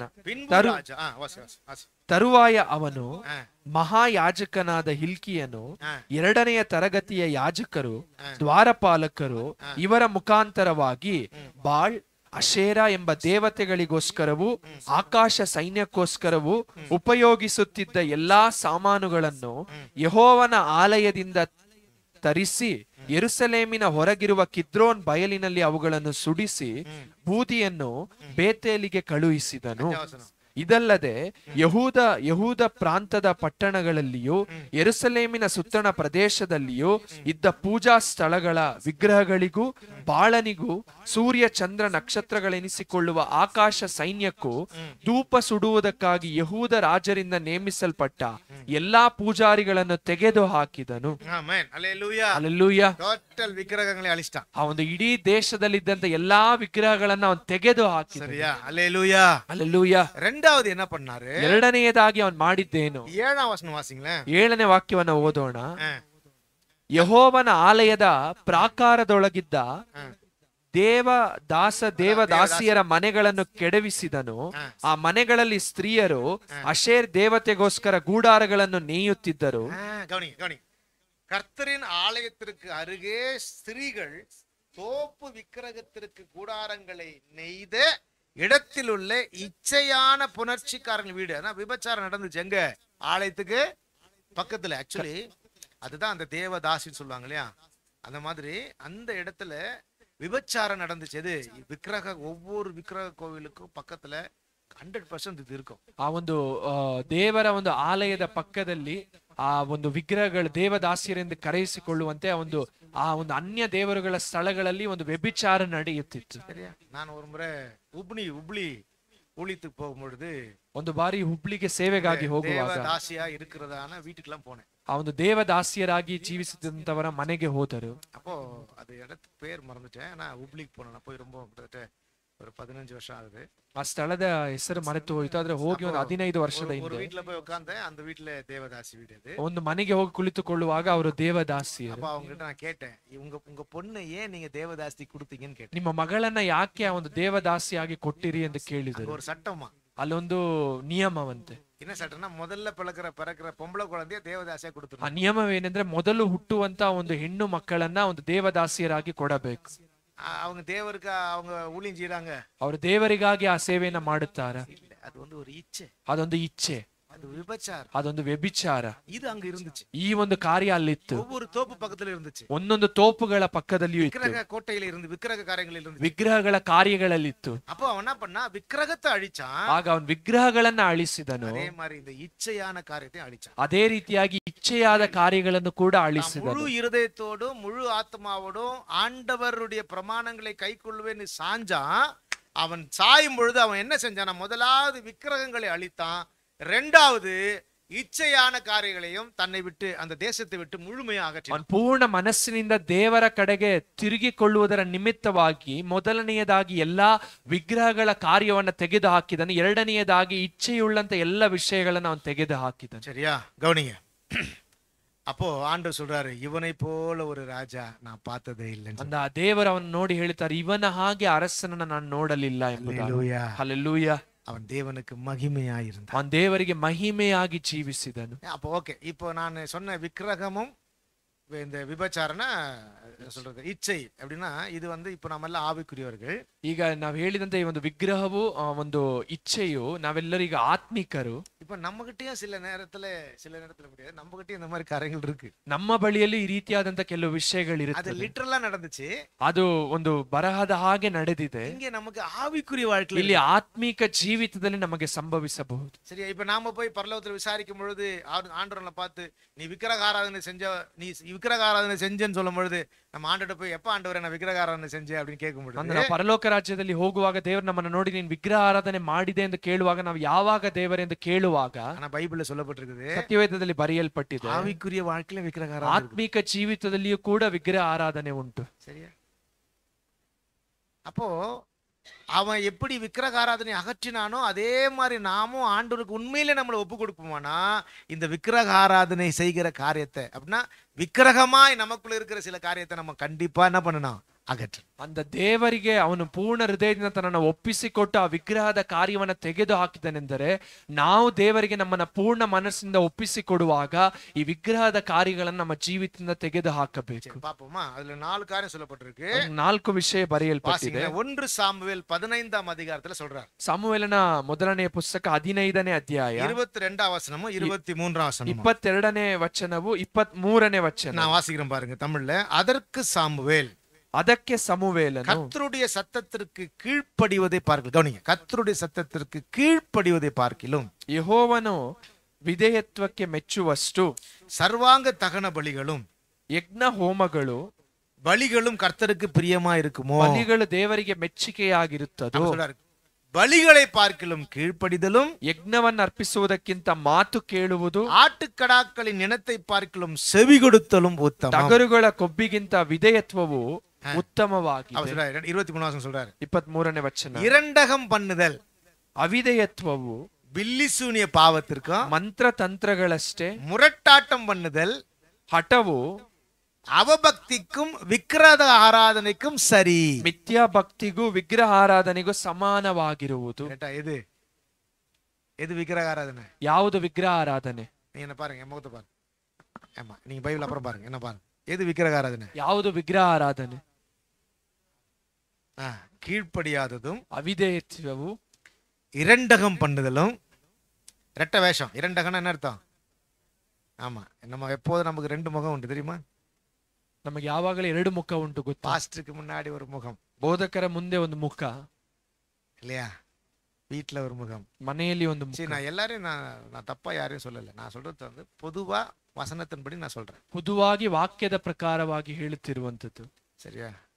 இரண்டகம் பண்ணுதல், ಎರಡು ವೇಷಗಳನ್ನ ಧರಿಸುವಂತದ್ದು, வில்லி சூனிய பாவத்திற்கும் ಮಾಟ ಮಂತ್ರಗಳಷ್ಟು, முரட்டாட்டம் பண்ணுதல் அவபக்திக்கும் விக்கிரகாராதனைக்கும் சரி. அப்ப ரெண்டு சொல்றாரு, ಹಠವು ரெண்டு சொல்றாரு, கீழ்ப்படியாமை முரட்டாட்டம். இதை மட்டும் எடுத்துப்போம். ಎರಡು ವಿಷಯವನ್ನ ಹೇಳುತ್ತಾರೆ, ಅವಿಧೇಯತ್ವವು ಹಠವು. இது எது? ಇದು ಏನು? நாம செய்யற விக்கிரகாராதனை. ನಾವು ಮಾಡುವಂತ ವಿಗ್ರಹ இப்ப ಆರಾಧನೆ. சொல்ற விக்கிரகம் எங்க இருக்குதா? அந்த ವಿಗ್ರಹ ಎಲ್ಲಿದೆ? கரெக்ட். எங்க இருக்குதா? ವಿಗ್ರಹ ಎಲ್ಲಿದೆ?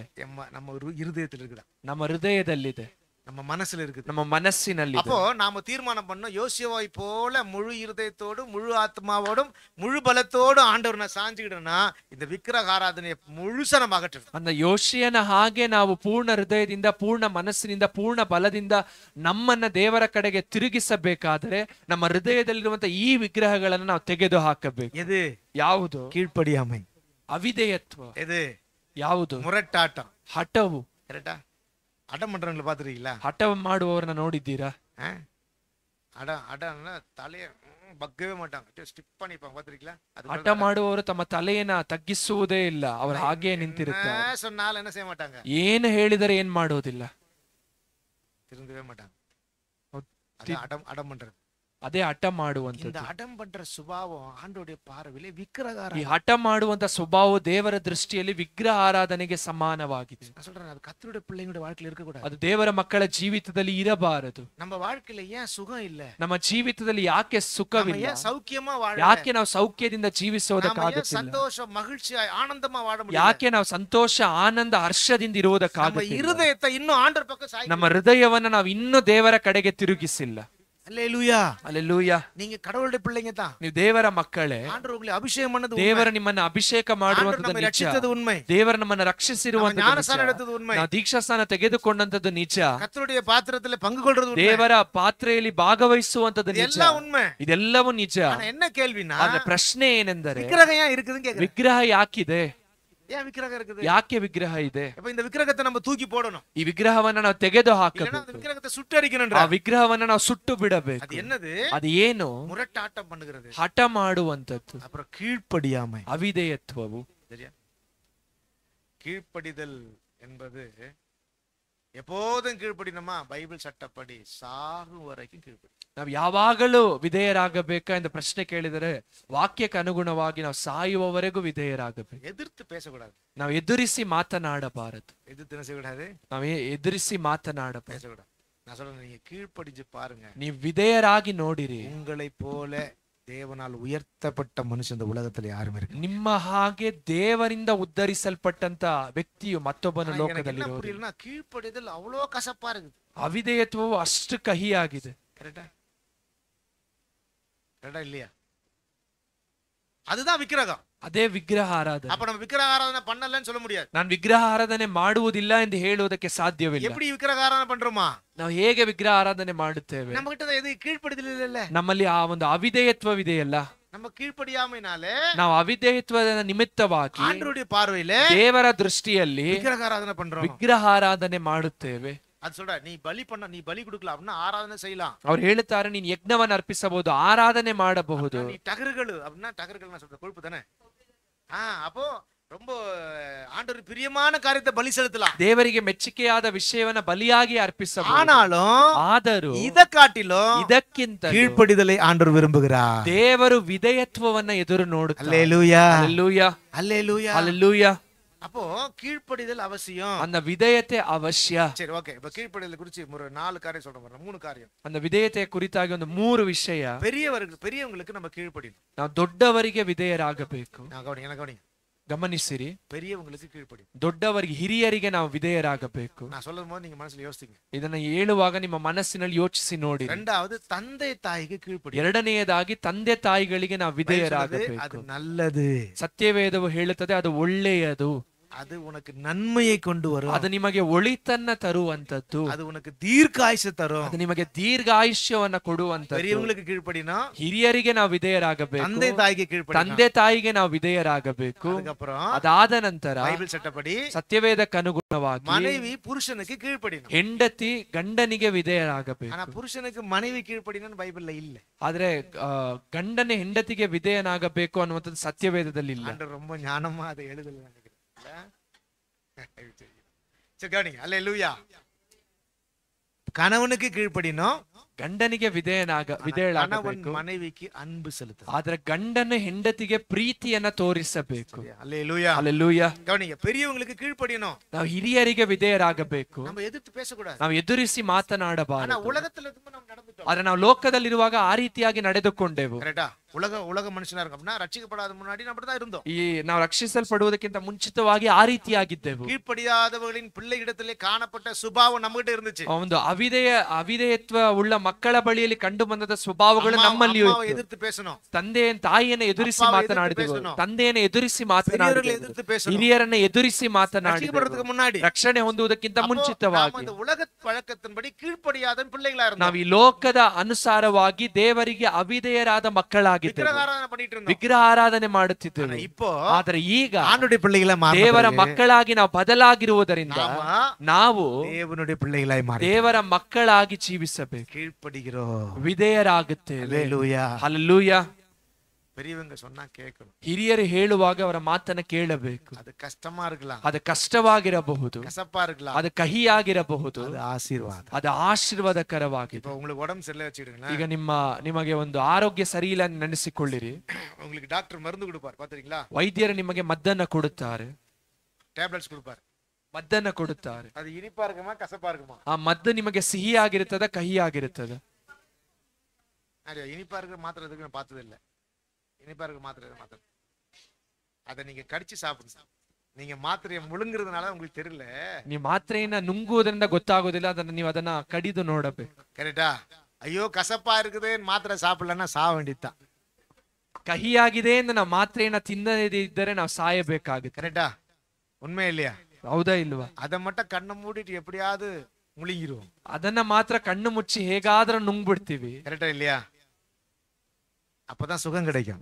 ಆಗ ನಮ್ಮ ಶರೀರದಲ್ಲಿ ಒಂದು ಸೌಖ್ಯತೆ ಉಂಟಾಗುತ್ತೆ. ಮಾತ್ರೆ சாப்பிட்ட பிறகு காலையில உடம்புல ஜுரம் எல்லாம் போய் சுகமா இருக்கும்போது எவ்வளவு சந்தோஷமா இருக்கு இல்லையா? ನಾವು ಮಾತ್ರೆಯನ್ನ ತಿಂದ ನಂತರ ಒಂದು ಶರೀರವೆಲ್ಲ ಸೌಖ್ಯದಿಂದಿರುವಾಗ ಎಷ್ಟು ಸಂತೋಷವಾಗಿರುತ್ತೆ. அதே மாதிரி பெரியவங்களுக்கு கீழ்ப்படிகிறது கசப்பா தான் இருக்கும். ಅದೇ ರೀತಿಯಾಗಿ ಹಿರಿಯರಿಗೆ ನಾವು ವಿಧೇಯರಾಗುವಂತದ್ದು ಕಹಿಯಾಗಿಯೇ ಇರುತ್ತದೆ. நீங்க பெருசானப்போ உங்களுக்கு கீழ்ப்படிவாங்க பாருங்க. ಅದನ್ನ ನೀವು ಹಿರಿಯರಾಗುವಾಗ ನಿಮಗೆ ವಿಧೇಯರಾಗುತ್ತಾರಲ್ಲ, அப்பதான் அது சுகமா தெரியும். ಆಗಲೇ ನಿಮಗದು ಸೌಖ್ಯವಾಗಿ ಕಂಡು ಬರುತ್ತದೆ. அல்லேலூயா, ಹಲ್ಲೆಲೂಯಾ, அல்லேலூயா, ಹಲ್ಲೆಲೂಯಾ.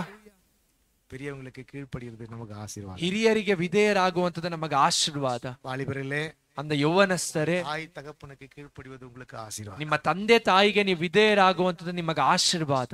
அல்லேலூயா, ಹಲ್ಲೆಲೂಯಾ. அப்போ நம்மகிட்டயே விக்கிரகம் இருக்குது. அந்த விக்கிரகம் தான் கீழ்ப்படியாமையும் ಎದುರ್ತು ನಿற்கிற ಮುರಟಾಟ. ನಮ್ಮ ಬಳಿಯಲ್ಲಿ ಒಂದು ವಿಗ್ರಹವಿದೆ, ಅದೇನೆಂದರೆ ಅವಿಧೇಯತ್ವವು, ಹಠವು. அல்லேலூயா, ಹಲ್ಲೆಲೂಯಾ. அடுத்தது சொல்றாரு. ಅದಾದ ನಂತರ மூன்றாவது ஒரு காரியம், ಮೂರನೆಯ ಒಂದು ಕಾರ್ಯ, எபேசியர் 5ஆம் அதிகாரத்துல 5ஆம் வசனம். ಎಫೆಸದವರಿಗೆ ಬರೆದ ಪತ್ರಿಕೆ 5ನೇ ಅಧ್ಯಾಯದ 5ನೇ ವಚನ. விபச்சாரக்காரனாவது அசுத்தனாவது விக்கிரக ஆராதனைக்காரனாகிய பொருளாசைக்காரனாவது. கவனிங்க. அப்போ இங்க விக்கிரக ஆராதனை எதுக்கு ஒப்பா சொல்லப்பட்டிருக்குன்னா பொருளாசைக்கு ஒப்பா சொல்லப்பட்டிருக்கு. ಜಾರರು, ದುರಾಚಾರಿಗಳು, ವಿಗ್ರಹಾರಾಧಕರಂತಿರುವ ಲೋಭಿಗಳು. ಕರೆಕ್ಟಾ? சரியா? அதே மாதிரி கொலோசியர் 3ஆம் அதிகாரம் 5ஆம் வசனம். ಅದೇ ರೀತಿಯಾಗಿ ಕೊಲೊಸದವರಿಗೆ ಬರೆದ ಪತ್ರಿಕೆ 3ನೇ ಅಧ್ಯಾಯದ 5ನೇ ವಚನ. ஆகையால் விபச்சாரம், அசுத்தம், மோகம், துர்ரீச்சை, விக்கிரக ஆராதனையான பொருளாசை. ವಿಗ್ರಹ ಆರಾಧನೆಯಂತಿರುವಂತ ಒಂದು ವಸ್ತುವಿನ ಆಸೆ. ಕರೆಕ್ಟಾ? அப்போ முதல் விக்கிரக ஆராதனை எது? ಮೊದಲನೆಯ ವಿಗ್ರಹ ಆರಾಧನೆ ಯಾವುದು? கீழ்ப்படியாததும், ಅವಿಧೇಯತ್ವವು, எதிர்த்து நிற்கிறதும், ಹಠವು. நீ என்ன சொல்றது, ನೀನೇನು ಹೇಳುವಂತದ್ದು, நான் என்ன கேக்குறேன், ನಾನೇನ್ ಕೇಳ್ಬೇಕು. ಕರೆಕ್ಟಾ? அப்புறம் டமார்னு முட்டிட்டு அப்புறம் ஆடுறது.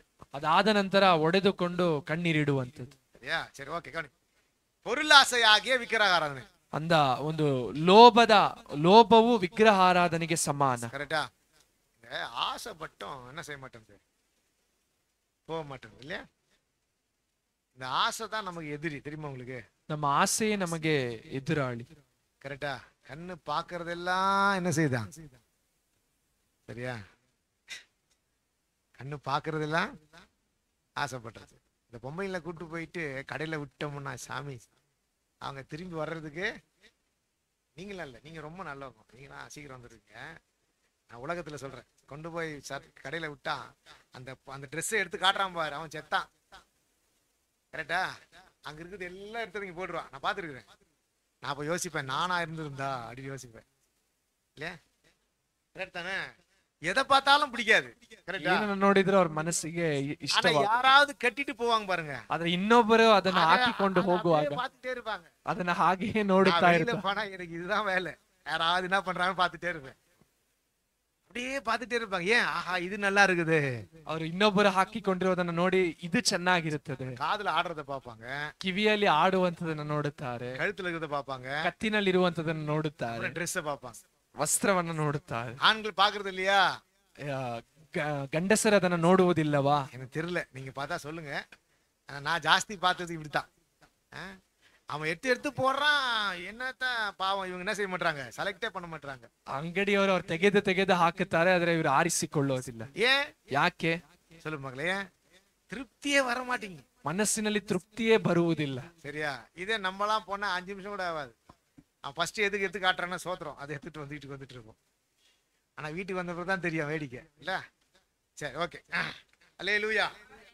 நான் சொல்றேன், போதும் என்கிற மனது, போதும் என்கிற மனது மிகுந்த ஆதாயம். ಸಾಕು ಎಂದು ಹೇಳುವಂತ ಒಂದು ಮನಸ್ಸು ಅದೊಂದು ದೊಡ್ಡ ಆದಾಯ. அல்லேலூயா. ಹಲ್ಲೆಲೂಯಾ. நானு நமக்கு தேவை வேண்டான்னு சொல்லல, ನಮ್ಮ ಅಗತ್ಯತೆಗಳು ನಮಗೆ ಬೇಡ ಎಂದು ಹೇಳುತ್ತಿಲ್ಲ. தேவையானது போதும். ನಮಗೆ ಏನು ಅವಶ್ಯಕತೆಯೋ ಅದು ಸಾಕು. சரியா? நமக்கு தேவையானது, ನಮಗೆ ಯಾವುದು ಅಗತ್ಯವೋ போதும், ಅದು ಸಾಕು. இல்லன்னா நம்ம மனசு அது சமாதானமா இருக்க கூடாது. ಇಲ್ಲದಿದ್ದರೆ ನಮ್ಮ ಮನಸ್ಸನ್ನ ಅದು ಸಮಾಧಾನದಿಂದ ಇರುವುದಕ್ಕೆ ಬಿಡುವುದಿಲ್ಲ. கரெக்ட்டுங்களா?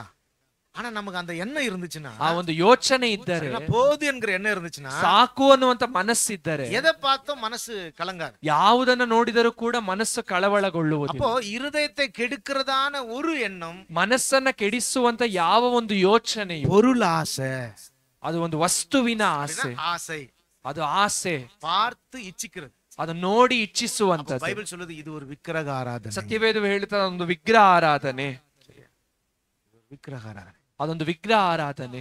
ஆகையினாலே அவர் சொல்றாரு, நீங்க இந்த விக்கிரக ஆராதனை உங்களை விட்டு அகற்றுங்க அப்படி அந்த சொல்றாரு. ವಿಗ್ರಹ ಆರಾಧನೆಯನ್ನ ನಿಮ್ಮಿಂದ ತೆಗೆದು ಹಾಕಿರಿ. சரியா? விக்கிரக ஆராதனை நம்ம அகற்றணும். ವಿಗ್ರಹ ಆರಾಧನೆ ನಮ್ಮಿಂದ ತೆಗೆದು ಹಾಕಬೇಕು.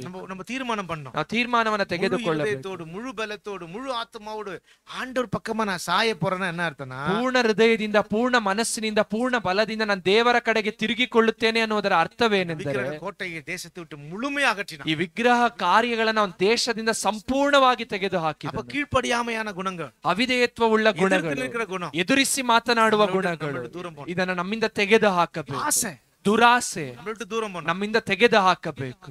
சரியா? அப்போ விக்கிரக ஆராதனை முற்றிலுமாய் கர்த்தர் நம்ம விட்டு அப்புறப்படுத்துவார். ಆಗ ದೇವರು ಆ ವಿಗ್ರಹ ನಮ್ಮಿಂದ ಸಂಪೂರ್ಣವಾಗಿ ತೆಗೆದು ಹಾಕುತ್ತಾರೆ. அல்லேலூயா. ಹಲ್ಲೆಲೂಯಾ. அப்ப ஆண்டவர் யோசியாவை பார்த்து சொல்றாரு, ಆಗ ದೇವರು ಯೋಷಿಯನನ್ನು ನೋಡಿ ಹೇಳುತ್ತಾರೆ, இவனை போல அரசன் இதுக்கு முன்னாடி இருந்ததில்லை. ಇವನ ಹಾಗೆ ಅರಸನು ಇವನ ಹಿಂದೆ ಯಾರು ಇರಲಿಲ್ಲ. அல்லேலூயா. அல்லேலூயா. நம்முடைய சமாதானத்துக்கு காரணம் இயேசு கிறிஸ்து மட்டும்தான். ನಮ್ಮ ಸಮಾಧಾನಕ್ಕೆ ಕಾರಣ ಯೇಸು ಕ್ರಿಸ್ತನು ಮಾತ್ರವೇ. சரி, அப்புறம் இன்னொரு காரியம் சொல்ல நினைச்சேன். ಇನ್ನೊಂದು ವಿಷಯವನ್ನು ಹೇಳೋಣ ಎಂದು ಬಯಸಿದೆವು. நீங்க புரிஞ்சுக்கிட்டு சொல்றேன். ಇದನ್ನ ನೀವು ಅರ್ಥ ಮಾಡಿಕೊಳ್ಳುವುದಕ್ಕಾಗಿ விக்கிரகங்களுக்கு படைக்கப்பட்டதை நம்ம புசிக்கூடாது. ವಿಗ್ರಹ ಆರಾಧನೆಗೆ ಸಮರ್ಪಿಸಿದ್ದನ್ನು ನಾವು ಸೇವಿಸಬಾರದು. அது நமக்கு கேடு. ಅದು ನಮಗೆ ಕೇಡು. இப்போ சொல்றேன், இப்போ தீபாவளி, அதுக்கப்புறம் பண்டிகை வருது இல்ல, அவங்களுடைய ಹಬ್ಬ ದಿನ ಬರುತ್ತಲ್ಲ, ಅನ್ಯ ಜನರ ಒಂದು ಹಬ್ಬದ ದಿವಸಗಳು ಬರುವಾಗ அவங்க ತಟ್ಟಲೆ எல்லாமே எடுத்து வந்து தருவாங்க. ಅವ್ರ ತಟ್ಟೆಯಲ್ಲಿ ಎಲ್ಲವನ್ನ ತೆಗೆದುಕೊಂಡು ಬರುತ್ತಾರೆ, மூடி எடுத்துட்டு வருவாங்க. ಅದನ್ನ ಮುಚ್ಚಿ ತೆಗೆದುಕೊಂಡು ಬರುತ್ತಾರೆ. ஒரு ஸ்மெல் வரும், பாத்திருக்கீங்களா? ಆಗೊಂದು ಸುವಾಸನೆ ಬರುತ್ತದೆ, ನೋಡಿದ್ದೀರಾ? அவங்க எடுத்துட்டு வர என்னது, இந்த வடை, அதுக்கப்புறம் என்னென்னலாம் ஸ்வீட் செஞ்சாங்களோ அது அப்படியே மூக்க தொலைக்கும்ல. அப்ப யோசிப்போம், அது ஆண்டவர் அட்ஜஸ்ட் பண்ணிப்பாரு இல்ல. ಅವ್ರು ತರುವಂತ ವಡೆ ಸ್ವೀಟ್ ಎಲ್ಲ ನಮ್ಮ ಮೂಗನ್ನ ಹಾಗೆ ಸುವಾಸನೆಗೊಳಿಸುತ್ತದೆ. அவங்க வீட்டுக்கு உள்ள வந்துருவாங்க, ಫಸ್ಟ್ ಅವ್ರ ಮನೆ ಒಳಗೆ ಬರುತ್ತಾರೆ, உள்ள வந்து கொடுப்பாங்க, வாங்கிக்கிங்க. ಒಳಗೆ ಬಂದು ಕೊಡುತ್ತಾರೆ, ತೆಗೆದುಕೊಳ್ಳಿರಿ ಅಂತ. அப்ப நம்ம என்ன செய்யணுமா, ಆಗ ನಾವು ಏನು ಮಾಡಬೇಕೆಂದ್ರೆ அவங்க மனசாட்சிக்கு நாம கரெக்டா பேசணும். ಅವರ ಮನಸ್ಸಾಕ್ಷಿಗೆ ಸರಿಯಾಗಿ ನಾವು ಮಾತನಾಡಬೇಕು. நாங்க சாப்பிட மாட்டோம், ನಾವು ತಿನ್ನುವುದಿಲ್ಲ, இது தப்பு. ಇದು ತಪ್ಪು ಎಂಬುದಾಗಿ எத்தனை பேர் சொல்லுவீங்க? ಎಷ್ಟು ಜನ ಹೇಳಿದ್ದೀರಾ? பக்கத்துல இருந்து கை கொடுத்து சொல்லுங்க பார்க்கலாம். ಪಕ್ಕದವರಿಗೆ ಕೈ ಕೊಟ್ಟು ಹೇಳಿರಿ. கை கொடுத்து சொல்லுங்க, இனிமேல் வாங்க மாட்டேன். ಇನ್ನು ಮುಂದೆ ತೆಗೆದುಕೊಳ್ಳುವುದಿಲ್ಲ. ஏன்னா கவனிங்களேன், அவங்க மனசாட்சி எப்படி குற்றப்படும், எப்படி இதுவாகும்னா, அவங்க என்ன நினைச்சுப்பாங்க, அவங்க கிறிஸ்தவங்க தான், ஆனா அவங்க என்ன பண்ணாங்க, வாங்கி சாப்பிட்டாங்க. ಅವರ ಮನಸ್ಸಾಕ್ಷಿ ಹೇಗಿದಾಗುತ್ತದೆ ಅಂದ್ರೆ ಇವರು ಕ್ರೈಸ್ತರಾದ್ರೆ ಇವರು ತೆಗೆದುಕೊಂಡು ತಿಂದರು ಅನ್ನುವಂತ ಒಂದು ಯೋಚನೆ ಬರುತ್ತದೆ. சரியா? உங்க வீட்டுல வேணும்னா நீங்க செஞ்சு சாப்பிடுங்க. ನಿಮ್ಮ ಮನೆಯಲ್ಲಿ ನೀವು ಅದು ಬೇಕಾದರೆ ಅದನ್ನ ಮಾಡಿ ತಿನ್ನಿರಿ. பாஸ்டர்ட்ட கேளுங்க, நான் காசு தரேன், உங்க வீட்டுல செஞ்சு சாப்பிடுங்க. இதே ஆமா, ஏமாந்து கூட நிப்பான், பிரச்சனை இல்லை, எனக்கு போய் சாப்பிடுங்க. தயவு செஞ்சு அவங்க கொடுக்குற அந்த அந்த பண்டிகை தினத்துல விக்கிரகத்தை படைக்கப்பட்டதை வாங்கி சாப்பிட வேண்டாம். அந்த ಹಬ್ಬದ ದಿವಸದಲ್ಲಿ ವಿಗ್ರಹಗಳಿಗೆ ಸಮರ್ಪಿಸಿದನ್ನ ತೆಗೆದುಕೊಂಡು ತಿನ್ನಬೇಡಿ. அவங்க மன வருத்தப்படுவாங்க, அதெல்லாம் நீங்க யோசிக்காதீங்க. ಅವ್ರ ಮನಸ್ಸಿನಲ್ಲಿ ದುಃಖ ಪಡುತ್ತಾರೆ ಅನ್ನುವಂಥದ್ದನ್ನ ನೀವು ಯೋಚಿಸಬೇಡಿರಿ. அவங்க மன வருத்தப்பட்டாலும் பிரச்சனை இல்லை. ಅವ್ರ ಮನಸ್ಸಿನಲ್ಲಿ ದುಃಖಪಟ್ಟರು ಪರವಾಗಿಲ್ಲ. உண்மை தெரிஞ்சுப்பாங்க, விக்கிரக ஆராதனைக்கு படைக்கப்பட்டவைகளை கிறிஸ்தவங்க சாப்பிட மாட்டாங்க. ಅವರು ಒಂದು ಸತ್ಯವನ್ನ ತಿಳಿದುಕೊಳ್ಳುತ್ತಾರೆ, ವಿಗ್ರಹಕ್ಕೆ ಸಮರ್ಪಿಸಿದ್ದನ್ನ ಕ್ರೈಸ್ತರು ತಿನ್ನುವುದಿಲ್ಲ. அப்ப அவங்க சொல்லுவாங்க, அப்ப நீங்க கிறிஸ்மஸ் கொடுத்தா நாங்க வாங்க மாட்டோம். ಆಗ ಅವ್ರು ಹೇಳ್ತಾರೆ, ನೀವು ಕ್ರಿಸ್ಮಸ್ಗೆ ಕೊಟ್ರೆ ನಾವು ತೆಗೆದುಕೊಳ್ಳುವುದಿಲ್ಲ. நான் கிறிஸ்மஸ்க்கு தரவே மாட்டேன் சார். ನೀವ್ ಹೇಳ್ರಿ ಅದು ಕ್ರಿಸ್ಮಸ್ಗೆ ಕೊಡೋದೇ ಇಲ್ಲ ಅಂತ. தரவே மாட்டேன், நானே சாப்பிட்டுருவேன் இல்லையா? நான் கொடுத்தாதானே அவங்க நமக்கு கொடுப்பாங்க. சரி, நான் என்ன சொல்றேன்னா, பிசாசு எப்படியும் நம்மளை வஞ்சிப்பான். ಸೈತಾನನು ಹೇಗೆ ಬೇಕಾದ್ರೆ ನಮ್ಮನ್ನ ವಂಚಿಸಬಹುದು. நான் சொல்றேன், எல்லாவற்றுக்கும் மேலாக தெய்வமே நமக்கு முக்கியம். ಎಲ್ಲದಕ್ಕಿಂತಲೇ ಹೆಚ್ಚಾಗಿ ದೇವರೇ ನಮಗೆ ಮುಖ್ಯ. அவங்க அதுக்கு அவங்க என்ன சொல்லுவாங்க, இல்லங்க நான் தனியா படைச்சிட்டேன், இது உங்களுக்காக செஞ்சேன்னு சொல்லுவாங்க. ಅವ್ರು ಹೇಳ್ತಾರೆ, ಇಲ್ಲ ನಾವು ಅದನ್ನ ಸಪರೇಟ್ ಆಗಿ ತೆಗೆದಿಟ್ಟು ನಿಮಗಾಗಿ ಇದನ್ನ ತಂದಿದ್ದೇವೆ ಅಂತ. இல்ல அவங்க செஞ்சதே இதுக்காகத்தான். ಅವ್ರು ಮಾಡಿದ್ದ ಯಾವುದಕ್ಕಾಗಿ? அந்த ಹಬ್ಬ ದಿನத்துக்காகத்தான். ಆ ಒಂದು ಹಬ್ಬದ ದಿವಸಕ್ಕಾಗಿ. மற்ற நாள்ல எப்ப கொடுத்தாலும் நீங்க சாப்பிடலாம். ಬೇರೆ ದಿವಸಗಳಲ್ಲಿ ಅವ್ರು ಕೊಡುವಾಗ ನೀವು ಅದನ್ನ ತಿನ್ನಿರಿ. பைபிள் இப்படி தான் சொல்லுது. ವಾಕ್ಯವು ಅದೇ ರೀತಿಯಾಗಿ ಹೇಳುತ್ತೆ. அவங்களோட மனசாட்சியின் பிரகாரம், ಅವರ ಮನಸ್ಸಾಕ್ಷಿಯ ಪ್ರಕಾರ விக்கிரக ஆராதனைக்கு படைக்கல, ಅವರು ವಿಗ್ರಹ ಆರಾಧನೆಗೆ ಅದನ್ನ ಸಮರ್ಪಿಸಿಲ್ಲ, சாதாரண தினம், ಅದು ಸಾಧಾರಣವಾದಂತ ದಿವಸ, ಆಗ ಅವರಿಂದ ತೆಗೆದುಕೊಂಡು அது ஒரு நல்ல ஃப்ரெண்ட்ஷிப், ಅದೊಂದು ಒಳ್ಳೆಯ ಅನ್ಯೋನ್ಯತೆ. மனசாட்சி பிரகாரம், ಆದ್ರೆ ಮನಸ್ಸಾಕ್ಷಿಯ ಪ್ರಕಾರವಾಗಿ விக்கிரக ஆராதனைக்கு காரியத்தை புசிக்கூடாது. ವಿಗ್ರಹ ಆರಾಧನೆಯ ದಿವಸದಲ್ಲಿ ಮಾಡಿದನ್ನ ಸೇವಿಸಬೇಡಿ. இன்னைக்கு தப்பா டீச்சிங்லாம் இப்போ வந்திருக்கு, கிட்டத்தட்ட ஒரு 30 வருஷம் முன்னாடி வந்துருச்சு. 30 ವರ್ಷಗಳಾದ ನಂತರ ಒಂದು ತಪ್ಪಾದಂತ ಒಂದು ಬೋಧನೆಗಳು ಬಂದಿದೆ. என்ன சொல்றேன்னா, விக்கிரக ஆராதனை படைச்சதை சாப்பிட்டா பரவாயில்ல. ಅವ್ರು ಹೇಳ್ತಾರೆ, ವಿಗ್ರಹ ಆರಾಧನೆಗೆ ಸಮರ್ಪಿಸಿದನ್ನ ತಿಂದರೆ ಪರವಾಗಿಲ್ಲ. நான் அவர் பேர் சொல்ல நினைச்சேன், சரி வேண்டாம்னு நினைக்கிறேன். பெரிய ஊழியக்காரரு, ஆனா அவரே வாய்த்தன்னு சொல்றாரு. தப்பு தப்பு ಅಂದ ಅದು ಆ ರೀತಿಯಾದಂತ ಒಂದು ಬೋಧನೆ ತಪ್ಪು, ಅದನ್ನ ತಿನ್ನಬಾರದು. சில பேர் அதை வாங்கி குப்பை தொட்டில போடுவாங்க, பாத்தீங்களா? ಕೆಲವರು ಅದನ್ನ ತೆಗೆದುಕೊಂಡು ಕಸದ ಬುಟ್ಟಿಗೆ ಕಷ್ಟಪಡುವಾங்கன்னு வாங்கி குப்பையில போட்டுருவாங்க. ಅವ್ರ ಮನಸ್ಸಿಗೆ ಇನ್ನೊಬ್ಬರು ಕಷ್ಟಪಡ್ತಾರೆ ಅಂತ ತೆಗೆದುಕೊಂಡು ಅದನ್ನ ಬಿಸಾಡುತ್ತಾರೆ. நீங்க எங்க வேணா போடுங்க, ದಯವಿಟ್ಟು சாப்பிடாதீங்க. ನೀವು ಎಲ್ಲಿ ಬೇಕಾದ್ರೂ ಹಾಕಿರಿ, ಆದ್ರೆ ತಿನ್ನಬೇಡಿ. சரி, ಓಕೆ. ಎರಡನೆಯದಾಗಿ, முதலாவது விக்கிரக ஆராதனை அகற்றினார். ಮೊದಲನೆಯದಾಗಿ ವಿಗ್ರಹ ಆರಾಧನೆಯ ಇಚ್ಛೆಗಳನ್ನ ತೆಗೆದು ಹಾಕಿದ. ಎರಡನೆಯದಾಗಿ ஆராதனையும் ஜெபத்தையும் ஆரம்பித்தான். ಆರಾಧನೆಯನ್ನು ಪ್ರಾರ್ಥನೆಯನ್ನು ಪುನರಾರಂಭಿಸಿದನು. ಯೋಷಿಯನು. ಯೇಸು ದೇವನಿಗೆ ತನ್ನ ಮುಳುಮೆಯಾಯಿ ಸಾಯ್ತದನಾಲ, ದೇವರಿಗೆ ತನ್ನನ್ನು ಸಂಪೂರ್ಣವಾಗಿ ಕರ್ತನ ಕಡೆಗೆ ತನ್ನನ್ನು ತಿರುಗಿಸಿಕೊಂಡದ್ದರಿಂದ ದೇಶದಿಂದ ವಿಗ್ರಹ ಆರಾಧನೆ ವಿಲಕಣ, ದೇಶದಿಂದ ವಿಗ್ರಹ ಆರಾಧನೆಯನ್ನು ತೆಗೆದು ಹಾಕಿದನು, ಇಚ್ಛೆಯಾದ ಕಾರ್ಯವನ್ನು ತೆಗೆದು ಹಾಕಿದನು. ಈಗ ದೇವನಿಗೆ ಆರಾಧನೆயும் ஜெபத்தையும் ஆரம்பித்தான். ದೇವರಿಗೆ ಆರಾಧನೆಯನ್ನು ಪ್ರಾರ್ಥನೆಯನ್ನು ಆರಂಭಿಸಿದನು. ಆ ವಾಕ್ಯವನ್ನು ಓದೋಣ. 23ನೇ ಅಧ್ಯಾಯ 21ನೇ ವಚನ. 2 ಅರಸುಗಳ ಪುಸ್ತಕ 23ನೇ ಅಧ್ಯಾಯದ 21ನೇ ವಚನ. ಅನಂತರ ಅರಸನ ಎಲ್ಲಾ ಜನರಿಗೆ ಈ ನಿಬಂಧನ ಗ್ರಂಥದಲ್ಲಿ ಬರೆದಿರುವ ಪ್ರಕಾರ ನೀವು ನಿಮ್ಮ ದೇವರಾದ ಯೆಹೋವನಿಗೋಸ್ಕರ ಪಸ್ಕವನ್ನು ಆಚರಿಸಬೇಕು ಎಂದು ಆಜ್ಞಾಪಿಸಿದನು.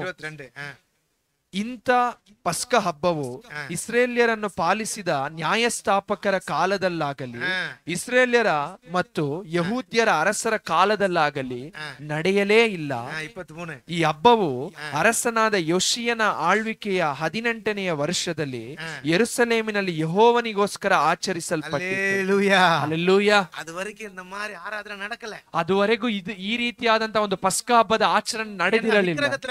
ಕಾರಣ ಅದು ವಿಗ್ರಹಗಳಿಂದ ತುಂಬಿತ್ತು. எல்லாத்தையும் அவன் சுத்தம் பண்ணிட்டான். ಎಲ್ಲವನ್ನ ಅವನು ತೆಗೆದು ಹಾಕಿ ಶುದ್ಧಪಡಿಸಿ ஆரம்பிச்சான். ದೇವರ ಆರಾಧನೆಯನ್ನ ಆರಂಭಿಸಿದನು. அந்த தேவ வார்த்தை சொல்லப்படுறது, ಆ ವಾಕ್ಯವು ಹೇಳುತ್ತದೆ, இது போல ஒரு பஸ்க ஆராதனை அங்க நடக்கல. ಈ ರೀತಿಯಾದಂತ ಪಸ್ಕ ಹಬ್ಬವು ಅಲ್ಲಿ ನಡೆದಿರಲಿಲ್ಲ. அல்லேலூயா, அல்லேಲೂಯಾ, அல்லேலூயா, அல்லೇಲೂಯಾ. நாம இதெல்லாம் அகற்றின உடனே ಎಲ್ಲವನ್ನ ತೆಗೆದು ಹಾಕಿದ ನಂತರ ஆராதனைக்கு ஜெபத்தையும் ஆரம்பிக்கணும். ಆರಾಧನೆಯನ್ನ ಪ್ರಾರ್ಥನೆಯನ್ನ ನಾವು ಪುನರ್ அவன் ಆರಂಭಿಸಬೇಕು. ஆரம்பிச்சான். ಅವನು ಆರಂಭಿಸಿದನು. அவனுக்கு சாட்சி சொல்றாரு, ಅವನಿಗೆ ಸಾಕ್ಷಿ அவன் ಹೇಳುತ್ತಾನೆ, சுகமாய் வாழ்ந்தான். ಸುಖವಾಗಿ ಜೀವಿಸಿದನು. அல்லேலூயா. ಹಲ್ಲೆಲೂಯಾ. நம்மளை விட்டு இதெல்லாத்தையும் தூக்கிட்டோம்னா ನಮ್ಮನ್ನ ಬಿಟ್ಟು ಇದೆಲ್ಲವನ್ನ ತೆಗೆದು ಹಾಕಿದ ನಂತರ ஆராதனையும் ஜெபத்தையும் ஆரம்பிப்போமானா ಆರಾಧನೆಯನ್ನ ಪ್ರಾರ್ಥನೆಯನ್ನ ನಾವು ಪುನರ್ உங்க ಆರಂಭಿಸುವ வாழ்க்கையும் நம்முடைய வாழ்க்கையும் ஆண்டவருக்கு முன்பாக மகிழ்ச்சியா. ನಿಮ್ಮ ಜೀವಿತವು ನಮ್ಮ ಜೀವಿತವು ದೇವರ ಮುಂದೆ ಮೆಚ್ಚುಗೆಯಾಗಿರುತ್ತದೆ. அல்லேலூயா, ಹಲ್ಲೆಲೂಯಾ, அல்லேலூயா. ಹಲ್ಲೆಲೂಯಾ. இந்த ஆராதனை நம்ம ஆரம்பிக்கணும். ಈ ಆರಾಧನೆಯನ್ನ ನಾವು ಆರಂಭಿಸಬೇಕು. ஜெபத்தை நம்ம ಈ ஆரம்பிக்கணும். ಪ್ರಾರ್ಥನೆಯನ್ನ ನಾವು ಆರಂಭಿಸಬೇಕು. அப்போ கர்த்தருடைய பிரசன்னம் நம்மளை தாங்கும். ಆಗ ದೇವರ ಪ್ರಸನ್ನತೆ ನಮ್ಮನ್ನ ಹೊರುತ್ತದೆ. சரி, ஓகே,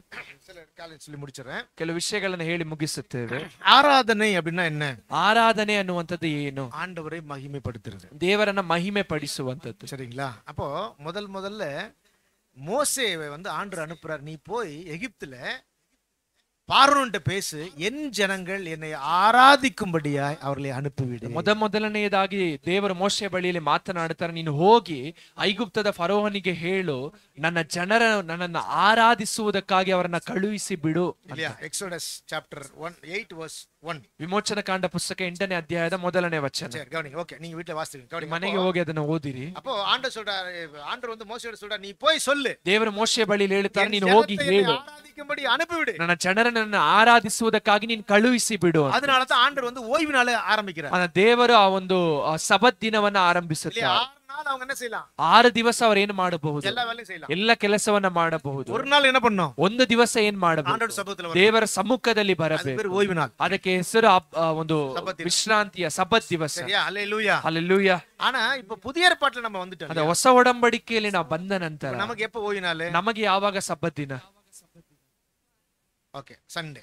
கரெக்ட்டுங்களா? சண்டே வந்து ஓய்வு நாள். ಭಾನುವಾರ ಸಬ್ಬತ್ ದಿನ.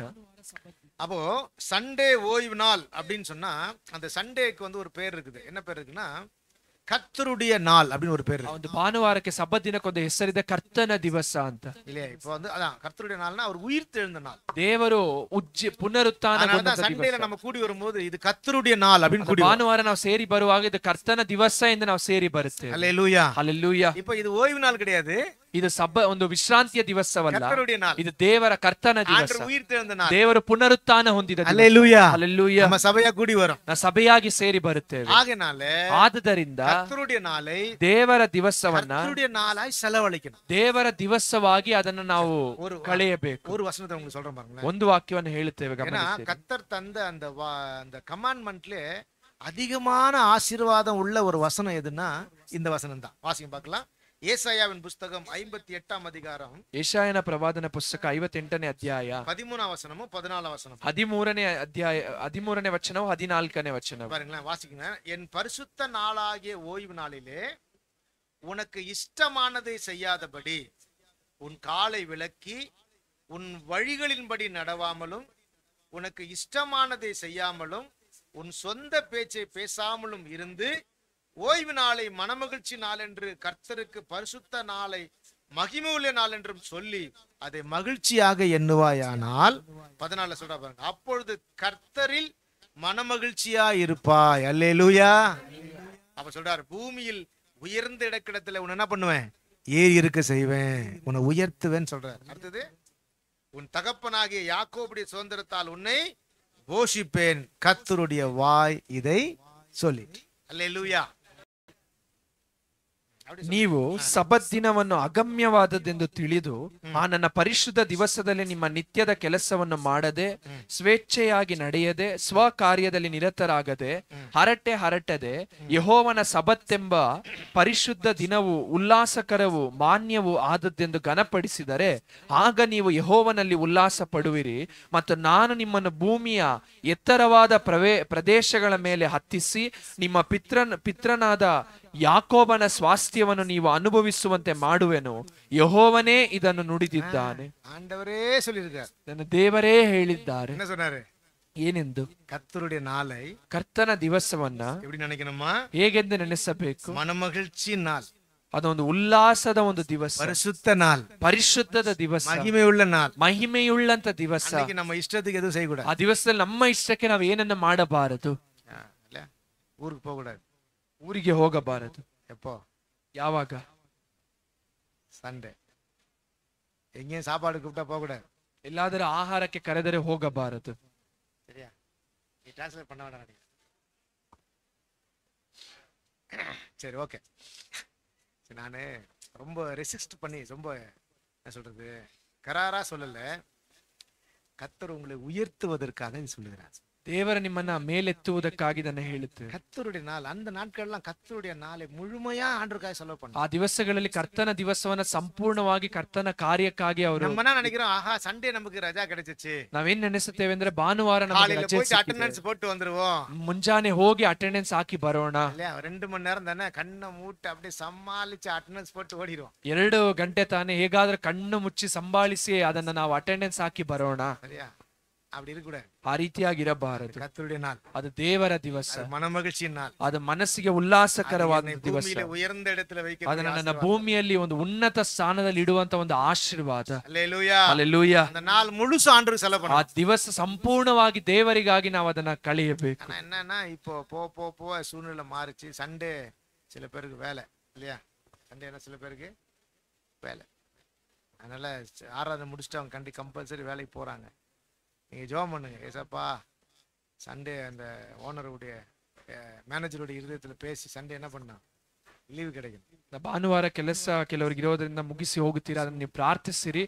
ನಿಮ್ಮ ಒಂದು ಮ್ಯಾನೇಜರ್ಗಳ ಮನಸ್ಸಿನಲ್ಲಿ ದೇವರು ಮಾತನಾಡಿ ಒಂದು ಸಂಡೇ ಮಾರ್ನಿಂಗ್ ಸರ್ವಿಸ್ ಇರಬೇಕು, ಈವ್ನಿಂಗ್ ಸರ್ವಿಸ್ ಇರಬೇಕು. ಭಾನುವಾರ ಮುಂಜಾನೆಯೂ ಆರಾಧನೆ ಇರಬೇಕು, ಸಂಜೆಯೂ ಆರಾಧನೆ ಇರಬೇಕು. ಹೊಸ ಬಿಲ್ಡಿಂಗ್ போனா கண்டிப்பா ஈவினிங் ಸರ್ವಿಸ್ ಉಂಟು. ಹೊಸ ಒಂದು ಬಿಲ್ಡಿಂಗ್ ನಾವು ಹೋಗುವಾಗ ಈವ್ನಿಂಗ್ ಸರ್ವಿಸ್ ಇರುತ್ತದೆ. ஏன்னா நீங்க வீட்டுல இருந்தீங்கன்னா அப்புறம் நானா வீட்டுல இருப்பேனா, ಆಂಡರ್ என்ன கணக்கு கேட்பார். ನೀವು ಮನೆಯಲ್ಲಿರುವಾಗ ಬೋಧಕರು ಮನೆಯಲ್ಲಿ ಇರಬೇಕಾಗುತ್ತದೆ, ಅದನ್ನ ದೇವರ ಲೆಕ್ಕ ಕೇಳುತ್ತಾರೆ. நம்ம ஈவினிங் ಸರ್ವಿಸ್ அங்க நடத்துறோம். ಈಗ ಈವ್ನಿಂಗ್ ಸರ್ವಿಸ್ ಅಲ್ಲಿ ஆண்டவருக்காக செலவு பண்றேன். ಮುಂಜಾನೆಯಲ್ಲಿ ದೇವರಿಗಾಗಿ ಅದನ್ನ ಇದು ಮಾಡುತ್ತೇವೆ. கர்த்தருடைய பார்வையில் அது பெரிய நம்ம ஆசீர்வாதங்க. ದೇವರ ದೃಷ್ಟಿಯಲ್ಲಿ ಅದು ದೊಡ್ಡ ಒಂದು ಆಶೀರ್ವಾದ. ஆராதனை ஒழுங்கு மட்டும் சொல்லி கொடுத்துருக்காங்களே. ಆರಾಧನೆಯ ಒಂದು ಶಿಸ್ತು ಕ್ರಮವನ್ನ ತಿಳಿಸಿಕೊಡುತ್ತೇವೆ. ஆராதனை ஒழுங்கு, ಆರಾಧನೆಯ ಒಂದು ಕ್ರಮ. நேரத்திற்கு முன்பாக வர வேண்டும். ಸಮಯಕ್ಕೆ ಮುಂಚಿತವಾಗಿ ನಾವು ಬರಬೇಕು. யார நம்ம ஆராதனை பண்றோம்? ನಾವು ಯಾರನ್ನ ಆರಾಧಿಸುತ್ತೇವೆ? ನಾವು ಯಾರನ್ನ ಆರಾಧಿಸುವುದಕ್ಕೆ வானத்தையும் பூமியும் படைத்த தெய்வம், ಆಕಾಶವನ್ನ ಭೂಮಿಯನ್ನ ಸೃಷ್ಟಿಸಿದ ದೇವರನ್ನ. அவர் நமக்காக வந்து காத்திருக்கூடாது. ದೇವರು ನಮಗಾಗಿ ಬಂದು ಕಾದಿರಬಾರದು. இல்லையா? இப்போ 5 மணிக்கு ட்ரெயின்னா ஷார்ಪ್ எத்தனை மணிக்கு போவோம்? ನಾವು 5 ಗಂಟೆಗೆ ಒಂದು ರೈಲ್ ಇದೆ ಅಂದ್ರೆ ನಾವು ಎಷ್ಟು ಗಂಟೆಗೆ ಹೋಗುತ್ತೇವೆ? 4:30 மணிக்கு போயிடுவோம். டெய்லி நீங்க அப்படிதான் போனா, ಅನುದಿನವೂ ನೀವು ಆ ರೀತಿಯಾಗಿ ಹೋಗಬೇಕಾದರೆ டெய்லி 4:30 மணிக்கு எழும்பணும்ல. ನಾವು ಅನುದಿನವ ಒಂದು ಅದೇ ಒಂದು ಸಮಯಕ್ಕೆ ಎದ್ದೇಳ್ಬೇಕಲ್ಲ. ಕರೆಕ್ಟಾ?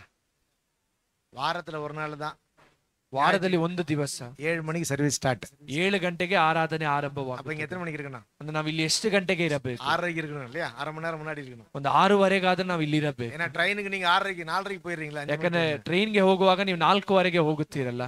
ஒரு நாள் இந்த ட்ரெயின் ஓடி நம்மளை விட்டு போயிடும். ಒಂದು ದಿವಸ ಆ ಟ್ರೈನ್ ನಮ್ಮನ್ನ ಬಿಟ್ಟು ಹೋಗುತ್ತದೆ. அதனால என்ன பண்ணுங்க, சீக்கிரம் வந்துடணும். ಅಂದ್ರೆ ನೀವು ಶೀಘ್ರವಾಗಿ ಬರಬೇಕು, சீக்கிரம் எழும்பணும், ಶೀಘ್ರವಾಗಿ ಎದ್ದೇಳಬೇಕು. எங்க போறோம்? ನಾವು ಎಲ್ಲಿ ಹೋಗುತ್ತೇವೆ? ஆண்டவரை ஆராதிக்க, ದೇವರನ್ನ ಆರಾಧಿಸುವುದಕ್ಕಾಗಿ. மனமகிழ்ச்சியின் நாள், ಅದು ಮನಸ್ಸಿಗೆ ಸಂತೋಷಕರವಾದ கொண்டாட்டமான நாள், ಅದು ಒಂದು ಕೊಂಡಾಟದ ದಿವಸ, ஆனந்தமான நாள், ಆನಂದದ ದಿವಸ. அல்லேலூயா, ಹಲ್ಲೆಲೂಯಾ. கர்த்தரை ஆராதிக்கிற நாள், ಇದು ದೇವರನ್ನ ಆರಾಧಿಸುವಂತ ದಿವಸ. இரண்டாவது எதிர்பார்ப்போடு வரணும். ಎರಡನೆಯದಾಗಿ ನಾವು ಒಂದು ಎದುರು ನೋಡುವಿಕೆಯೊಡನೆ ದೇವರ ಆಲಯಕ್ಕೆ ಬರಬೇಕು. வந்த கர்த்தரை விடுதலையாக்குவார். ದೇವರ ಸನ್ನಿಧಾನಕ್ಕೆ ಬರುವಾಗ ದೇವರನ್ನ ನನ್ನ ಬಿಡುಗಡೆ ಮಾಡಿ ஆசீர்வதிப்பார். ದೇವರನ್ನ ಆಶೀರ್ವದಿಸುತ್ತಾರೆ. ಸತ್ಯವೇದ ಅದೇ ರೀತಿಯಾಗಿ ಹೇಳುತ್ತದೆ. கர்த்தருடைய நாளிலே கூடி வந்த அத்தனை பேரையும் அவர் ஆசீர்வதிப்பார். ದೇವರ ದಿವಸದಲ್ಲಿ ಅವರು ಸೇರಿ ಬಂದ ಪ್ರತಿಯೊಬ್ಬರನ್ನ ದೇವರ ಆಶೀರ್ವಾದ. நேரத்துக்கு முன்னாடி வரணும், ಸಮಯಕ್ಕೆ ಮುಂಚಿತವಾಗಿ ಬರಬೇಕು, எதிர்பார்ப்போடு வரணும், ಎದುರು ನೋಡುವಿಕೆಯೊಡನೆ ಬರಬೇಕು, ஒருமித்து வரணும். ನಾವು ಒಮ್ಮನಸ್ಸಿನಿಂದ ಬರಬೇಕು. அல்லேலூயா, ಹಲ್ಲೆಲೂಯಾ. சண்டே சர்வீஸ் போன இந்த பாஸ்டர் வர வேலையே இல்லை இல்லையா? பாஸ்டர் வர வேலையே இல்லை, சீக்கிரமா வர சொல்றாரு. ಭಾನುವಾರ ಆರಾಧನೆಗೆ ಹೋಗುವಾಗ ಬೋಧಕರಿಗೆ ಬೇರೆ ಕೆಲಸನೇ ಇಲ್ಲ, ಬೇಗ தூங்கும் போது அப்பா கொஞ்ச நேரம் நிறைய ಸಮயம் தூங்கினா நல்லா இருக்குன்னு நினைக்கிறேன். அந்த ಶನಿವಾರ ಮಲಗುವಾಗ ಸ್ವಲ್ಪ ಹೆಚ್ಚಾಗಿ ನಾವು ಮಲಗೋಣ ಎಂದು ನೆನೆಸುತ್ತೇವೆ.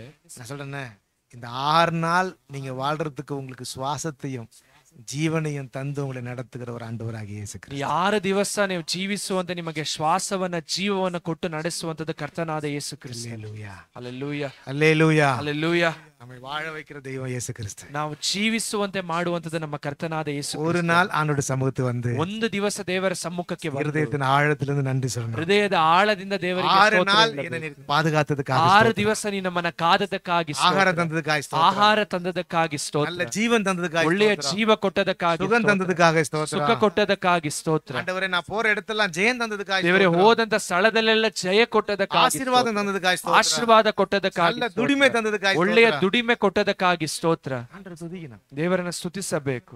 அதான் கர்த்தருடைய நாள். ಅದೇ ದೇವರ ದಿವಸ. அல்லேலூயா. ಹಲ್ಲೆಲೂಯಾ. ஆகையால ஆண்டவர் சொல்றாரு அந்த நாளை நம்ம மகிழ்ச்சி நாளை ಎನ್ನುವ ಕರ್ತನ நம்மை ಆಶೀರ್ವದಿப்பார். ಆ ದಿವಸವನ್ನು ನಾವು ಉಲ್ಲಾಸಕರವೆಂದು ನೆನೆಸುವುದಾದರೆ ದೇವರು ನಮ್ಮನ್ನು ಆಶೀರ್ವದಿಸುತ್ತಾರೆ. இரண்டாவது ஆராதனை நியமிச்சார். அந்த ಎರಡನೆಯದಾಗಿ ಆರಾಧನೆಯನ್ನು ಅವನು ನೇಮಿಸಿದ. ஆராதனை நாம அவரை துதிக்கிற நாள். ಆರಾಧನೆ ನಾವು ದೇವರನ್ನ ಸ್ತುತಿಸುವಂತ ದಿವಸ. ஆராதனையில ரெண்டு இருக்குது. ಆರಾಧನೆಯಲ್ಲಿ ಎರಡಿದೆ. ஒன்று துதி, ಒಂದು ಸ್ತುತಿ, ಇನ್ನೊಂದು ಸ್ತೋತ್ರ. ಎರಡನೆಯದಾಗಿ ಸ್ತೋತ್ರ. ಕರೆಕ್ಟ್ங்களா? அப்போ துதி செய்யணுமா? ನಾವು ದೇವರನ್ನ ಸ್ತುತಿಸಬೇಕು, ಸ್ತೋத்திரம் பண்ணணும். ದೇವರಿಗೆ ಸ್ತೋತ್ರವನ್ನು ಅರ್ಪಿಸಬೇಕು. ஆராதனை என்பது ಆರಾಧನೆ ಅನ್ನುವಂಥದ್ದು வாயினால துதிக்கிறது மட்டும் இல்ல, ಬಾಯಿಯಿಂದ ಸ್ತುತಿಸುವಂತದ್ದು ಮಾತ್ರವಲ್ಲ, அவரை ஆராதிக்கும்படியாய் வாழ்கிறது. ದೇವರನ್ನ ಆರಾಧಿಸುವುದಕ್ಕೆ ಅನುಗುಣವಾಗಿ ಜೀವಿಸುವಂತದ್ದು. அப்ப யோசியா அந்த ಯೋಷಿಯನು தீர்மானம் பண்ணாரு. ತೀರ್ಮಾನ ತೆಗೆದುಕೊಂಡ. கர்த்தர் அவனை ஆசீர்வதிச்சார். ದೇವರ ಅವನನ್ನು ಆಶೀರ್ವದಿಸಿದ. அவர் சொல்றாரு, ಆಗ ಅವರು ಹೇಳುತ್ತಾರೆ, அவன் சுகமா இல்லையா? ಯೋಷಿಯನು ಸುಖವಾಗಿರಲಿಲ್ಲವಾ? நீ நினைக்கிற அரண்மனை கட்டி கேதுரு மரத்தினால அரண்மனை கட்டி ರಾಜಾವಾ இருந்தா தான் சுகமா இருப்பேன்னு நினைக்கிறேன். ನೀ ನೆನೆಸುತ್ತೀಯ ಒಂದು ದೇವದಾರು ವೃಕ್ಷದಿಂದ ಒಂದು ಅರಮನೆಯನ್ನ ಕಟ್ಟಿ ನಾನು ಸುಖವಾಗಿರಬಹುದು ಅಂತ. ಕೈ நிறைய ಸಂಪಾದಿತಾದಾ, ಕೈ ತುಂಬಾ ದುಡಿದರೆ, நிறைய ಐಶ್ವರ್ಯ இருந்தாதா, ಒಳ್ಳೆ ಐಶ್ವರ್ಯ ಇದ್ದರೆ ಮಾತ್ರ, பெரிய வீடு கட்டினாதா, ಚೆನ್ನಾಗಿ ಮನೆ ಕಟ್ಟಿದರೆ ಮಾತ್ರ ನೀ ನೆನೆಗಿರೆ. ಆ ರೀತಿಯಾಗಿ ನೀವು ನೆನೆಸುತ್ತೀರಾ? ಉನ್ ತಗಪ್ಪನಾಗಿಯ ಯೋಸಿಯಾ ನಿನ್ನ ಸುಖಮಾಯಿ ತಂದೆಯಾದಂತ ವಾಳಲಿಲ್ಲವೋ? ಯೋಷಿಯನು ಸುಖವಾಗಿ ಜೀವಿಸಲಿಲ್ಲವೋ? ಸುಖಮಾಯಿ வாழ்ந்தான். ಅವನು ಸುಖವಾಗಿದ್ದನು. நீங்களும் சுகமா இருப்பீங்க, ನೀವು ಸುಖವಾಗಿರಬಹುದು, சௌக்கியமா இருப்பீங்க, ಸೌಖ್ಯವಾಗಿರಬಹುದು, ಆನಂದமா இருப்பீங்க. ಆನಂದವಾಗಿರಬಹುದು. ஆண்டவரை சார்ந்து கொள்ளுங்க. ದೇವರನ್ನ ನೀವು ದೇವರ ಕಡೆಗೆ ತಿರುಗಿಕೊಳ್ಳಿರಿ. ஒரு தீர்மானம் பண்ணுங்க. ಒಂದು ತೀರ್ಮಾನವನ್ನು ಎಲ್ಲ ತೆಗೆದುಕೊಳ್ಳೋಣ. எழும்பி ನಿನ್ನು ಒಪ್ಪು ಕೊಡುಪೋಣ. ನಾವೆಲ್ಲರೂ ಎದ್ದು ನಿಂತು ಒಪ್ಪಿಸಿಕೊಡೋಣ. ನನ್ನ ಜೀವನ, ನನ್ನ ಜೀವನ ಸಾಗುತ್ತಿರುವುದು ನನ್ನ ಬಲದಿಂದಲ್ಲ, ನಮ್ಮನ್ನಲ್ಲಿರದೆ ಉಸಿರಾಡುವುದು ನನ್ನ ಸಾಮರ್ಥ್ಯದಿಂದಲ್ಲ. ಎಲ್ಲರೂ ಹೃದಯದ ಆಳದಿಂದ ದೇವರೇ, ನಾನು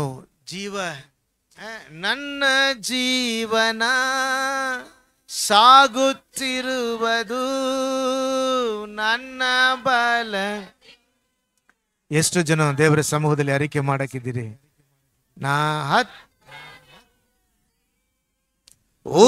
ಉಸಿರಾಡುವುದು ನನ್ನ ಸಾಮರ್ಥ್ಯದೇ ಅಲ್ಲ, ಗಣನೆಗೆ ಬಾರದಂತ ನನ್ನ. ದೇವರಿಗೆ ಸಮೂಹ ಆಡೋಣ. ಗಣನೆಯ ಮಾಡಿದ್ದು ನಿನ್ ಕೃಪೆಯೇ. ದೇವರಿಗೆ ಒಪ್ಪಿಸಿಕೊಟ್ಟು ಆಡೋಣ. ಗಣನೆಗೆ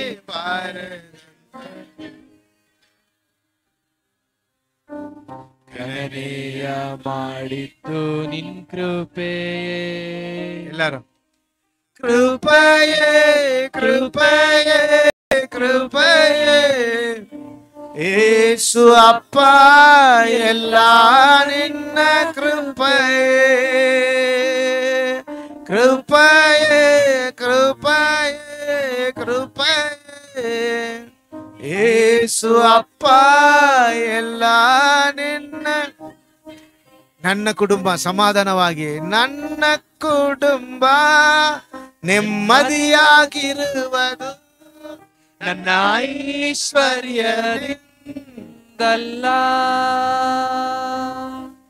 ನಾ ಹತ್ತಲಾಗದ ಸ್ಥಾನಕ್ಕತ್ತಿದ್ದು ನನ್ನ ಜ್ಞಾನದಿಂದಲ್ಲ,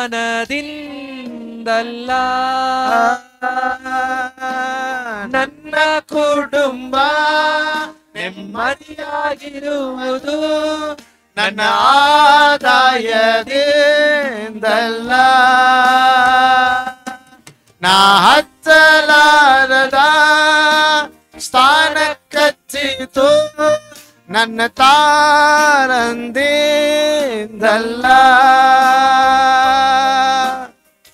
ಗಣನೆಗೆ ಬಾರದಂತ ದೇವಜನಮೇ ನಾವೆಲ್ಲರೂ ಒಪ್ಪಿಸಿಕೊಟ್ಟು ಏಸಪ್ಪ ಪೂರ್ಣ ಹೃದಯದೋಡು ಪೂರ್ಣ ಮನಸ್ಸಿಂದ ಪೂರ್ಣ ಬಲದಿಂದ ಇದನ್ನೇ ಹಾಕಿಕೊಳ್ಳುತ್ತೇನಪ್ಪ. ಗಣನೆಯ ಮಾಡಿದ್ದು ನಿನ್ ಕೃಪೆಯೇ ಕೃಪೆಯೇ ಕೃಪೆಯೇ ಕೃಪೆಯೇ ಯೇಸು ಅಪ್ಪ ಎಲ್ಲ ನಿನ್ನ ಕೃಪೆಯೇ ಕೃಪೆಯೇ ಕೃಪೆಯೇ ಕೃಪೆಯೇ ಯೇಸು ಅಪ್ಪ ಎಲ್ಲ ನಿನ್ನ ಕೃಪೆಯೇ. ದೇವಜನರೇ, ದೇವ ಸಮೂಹದಲ್ಲಿ ನಿಜ ನಾವು ಒಪ್ಪಬೇಕು. ನಾನು ಸುಖವಾಗಿರುವುದು ಹತ್ತಲಾರದ ಸ್ಥಾನದಲ್ಲಿ ನನ್ನನ್ನು ನೀನು ಹತ್ತಿಸಿರುವುದು ನನ್ನ ಆದಾಯದಿಂದಲ್ಲಪ್ಪ, ನನ್ನ ಐಶ್ವರ್ಯದಿಂದಲ್ಲಪ್ಪ, ನನ್ನ ಜ್ಞಾನದಿಂದ, ನನ್ನ ಸಾಮರ್ಥ್ಯದಿಂದಲ್ಲಪ್ಪ. ದೇವರೇ, ನಾನು ನಿಮಗೆ ಭಯಪಟ್ಟು ನಿಮಗೆ ನಾನು ಒಪ್ಪಿಸಿಕೊಟ್ಟಿದ್ದರಿಂದ ಮಾತ್ರ. ದೇವರೇ, ಹೌದು, ಯೋಸಿಯ ಅವನು ಸುಖವಾಗಿ ಜೀವಿಸಲ್ಲವೋ? ಅವನು ಸುಖವಾಗಿಯೇ ಜೀವಿಸಿದ್ದ, ಸಂಪೂರ್ಣವಾಗಿಯೇ ಜೀವಿಸಿದ್ದ, ಆಶೀರ್ವಾದವಾಗಿ ಜೀವಿಸಿದ್ದ, ಅರಸನಾಗಿ ರಾಜನಾಗಿ ಜೀವಿಸಿದ್ದ. ಕಾರಣ ಒಳ್ಳೆ ಮನೆ ಕಟ್ಟಿದ್ದರಿಂದ ಅಲ್ಲ, ಅರಣ್ಮನೆ ಕಟ್ಟಿದ್ದರಿಂದ ಇಲ್ಲ, ಅವನು ರಾಜನಾಗಿರುವುದರಿಂದ ಅಲ್ಲ, ದೇವರಿಗೆ ಭಯಪಡುವುದರಿಂದ. ಪ್ರಿಯರೇ, ಹಲ್ಲೆಲೂಯ.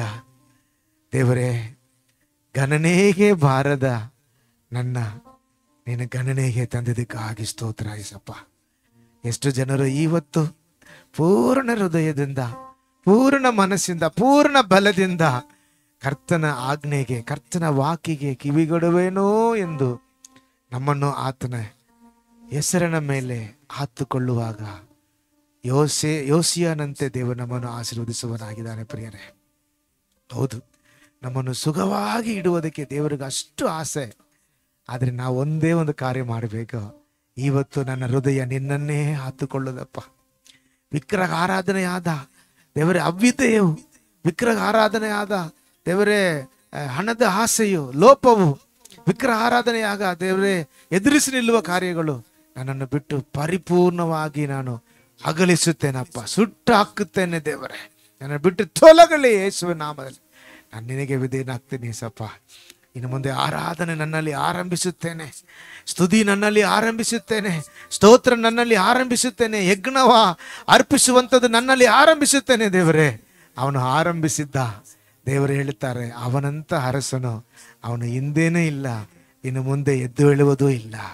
ಆದರೂ ನಮ್ಮನ್ನು ನೋಡಿ ದೇವರು ಹೇಳಕ್ಕೆ ಇಷ್ಟಪಡುತ್ತಾರೆ. ದೇವರು ನಮ್ಮನ್ನು ನೋಡಿ ಸಾಕ್ಷಿ ಹೇಳಕ್ಕೆ ಇಷ್ಟಪಡುತ್ತಾರೆ. ಈ ಸಹೋದರಿಯಂತೆ, ಈ ಸಹೋದರನಂತೆ, ಈ ಸ್ತ್ರೀಯಂತೆ, ಈ ಪುರುಷನಂತೆ ನಾನು ಎಲ್ಲೂ ನೋಡಿಲ್ಲ, ಇನ್ನು ಮುಂದೇನೋ ಇಂಥವರಾಗಿ ಎದ್ದೇಳುವುದಿಲ್ಲ, ಇವರೇ ಶ್ರೇಷ್ಠರು ಎಂದು ಹೇಳಬೇಕು. ಹಲ್ಲೆಲೂಯ. ಪ್ರಾರ್ಥನೆ ಮಾಡಿ ಹಲ್ಲೆಲೂಯ ಒಪ್ಪಿಸಿಕೊಟ್ಟು. ಪರಿಶುದ್ಧನು, ಉನ್ನತನು, ಮಹೋನ್ನತನು, ಸರ್ವಶಕ್ತನಾದಂತ ದೇವರೇ, ನಿಮ್ಮ ನಾಮಕ್ಕೆ ಕೋಟಿ ಸ್ತೋತ್ರಗಳನ್ನು ಸಮರ್ಪಿಸುತ್ತೇವೆ ಅಪ್ಪ. ದೇವರೇ, ಯೋಷಿಯನ ಜೀವಿತದ ಕುರಿತಾಗಿ ಧ್ಯಾನಿಸುವಂತೆ ನೀವು ತೋರಿದ ದಯೆಗಾಗಿ ನಾವು ಸ್ತೋತ್ರ ಮಾಡ್ತೇವೆ. ಕರ್ತನೇ, ದಿವಸ ನಾವು ನೋಡಿದಂತೆ ಮೊದಲು ನಮ್ಮಲ್ಲಿರುವಂತ ವಿಗ್ರಹಗಳನ್ನ ದೇವರೇ ನಾವು ತೆಗೆದು ಹಾಕುವಂತೆ ಕೃಪೆ ಕೊಡಿಯಪ್ಪ. ಅದು ಅವಿಧೇಯತೆಯೋ, ಹಠವೋ ದೇವರೇ, ಎದುರು ಬೀಳುವಂಥದ್ದು ದೇವರೇ, ಲೋಭವೋ, ಹಣದ ಆಸೆಯೋ, ಕರ್ತನೆ ವಸ್ತುಗಳ ಆಸೆಯೋ ದೇವರೇ, ದೇವರೇ ನಮ್ಮಲ್ಲಿ ಏನಿದೆ ಯಾವುದೋ ಅನ್ನುವಂಥದ್ದು ದೇವರೇ ನಮಗೂ ನಿಮಗೂ ಗೊತ್ತು. ಅದನ್ನು ನಾವು ತೆಗೆದು ಹಾಕುವಂತೆ, ನಮ್ಮ ಜೀವಿತದಿಂದ ನಾವು ಬಿಸಾಡುವಂತೆ ದೇವರೇ ಕೃಪೆಯನ್ನ ಕೊಡಿಯಪ್ಪ.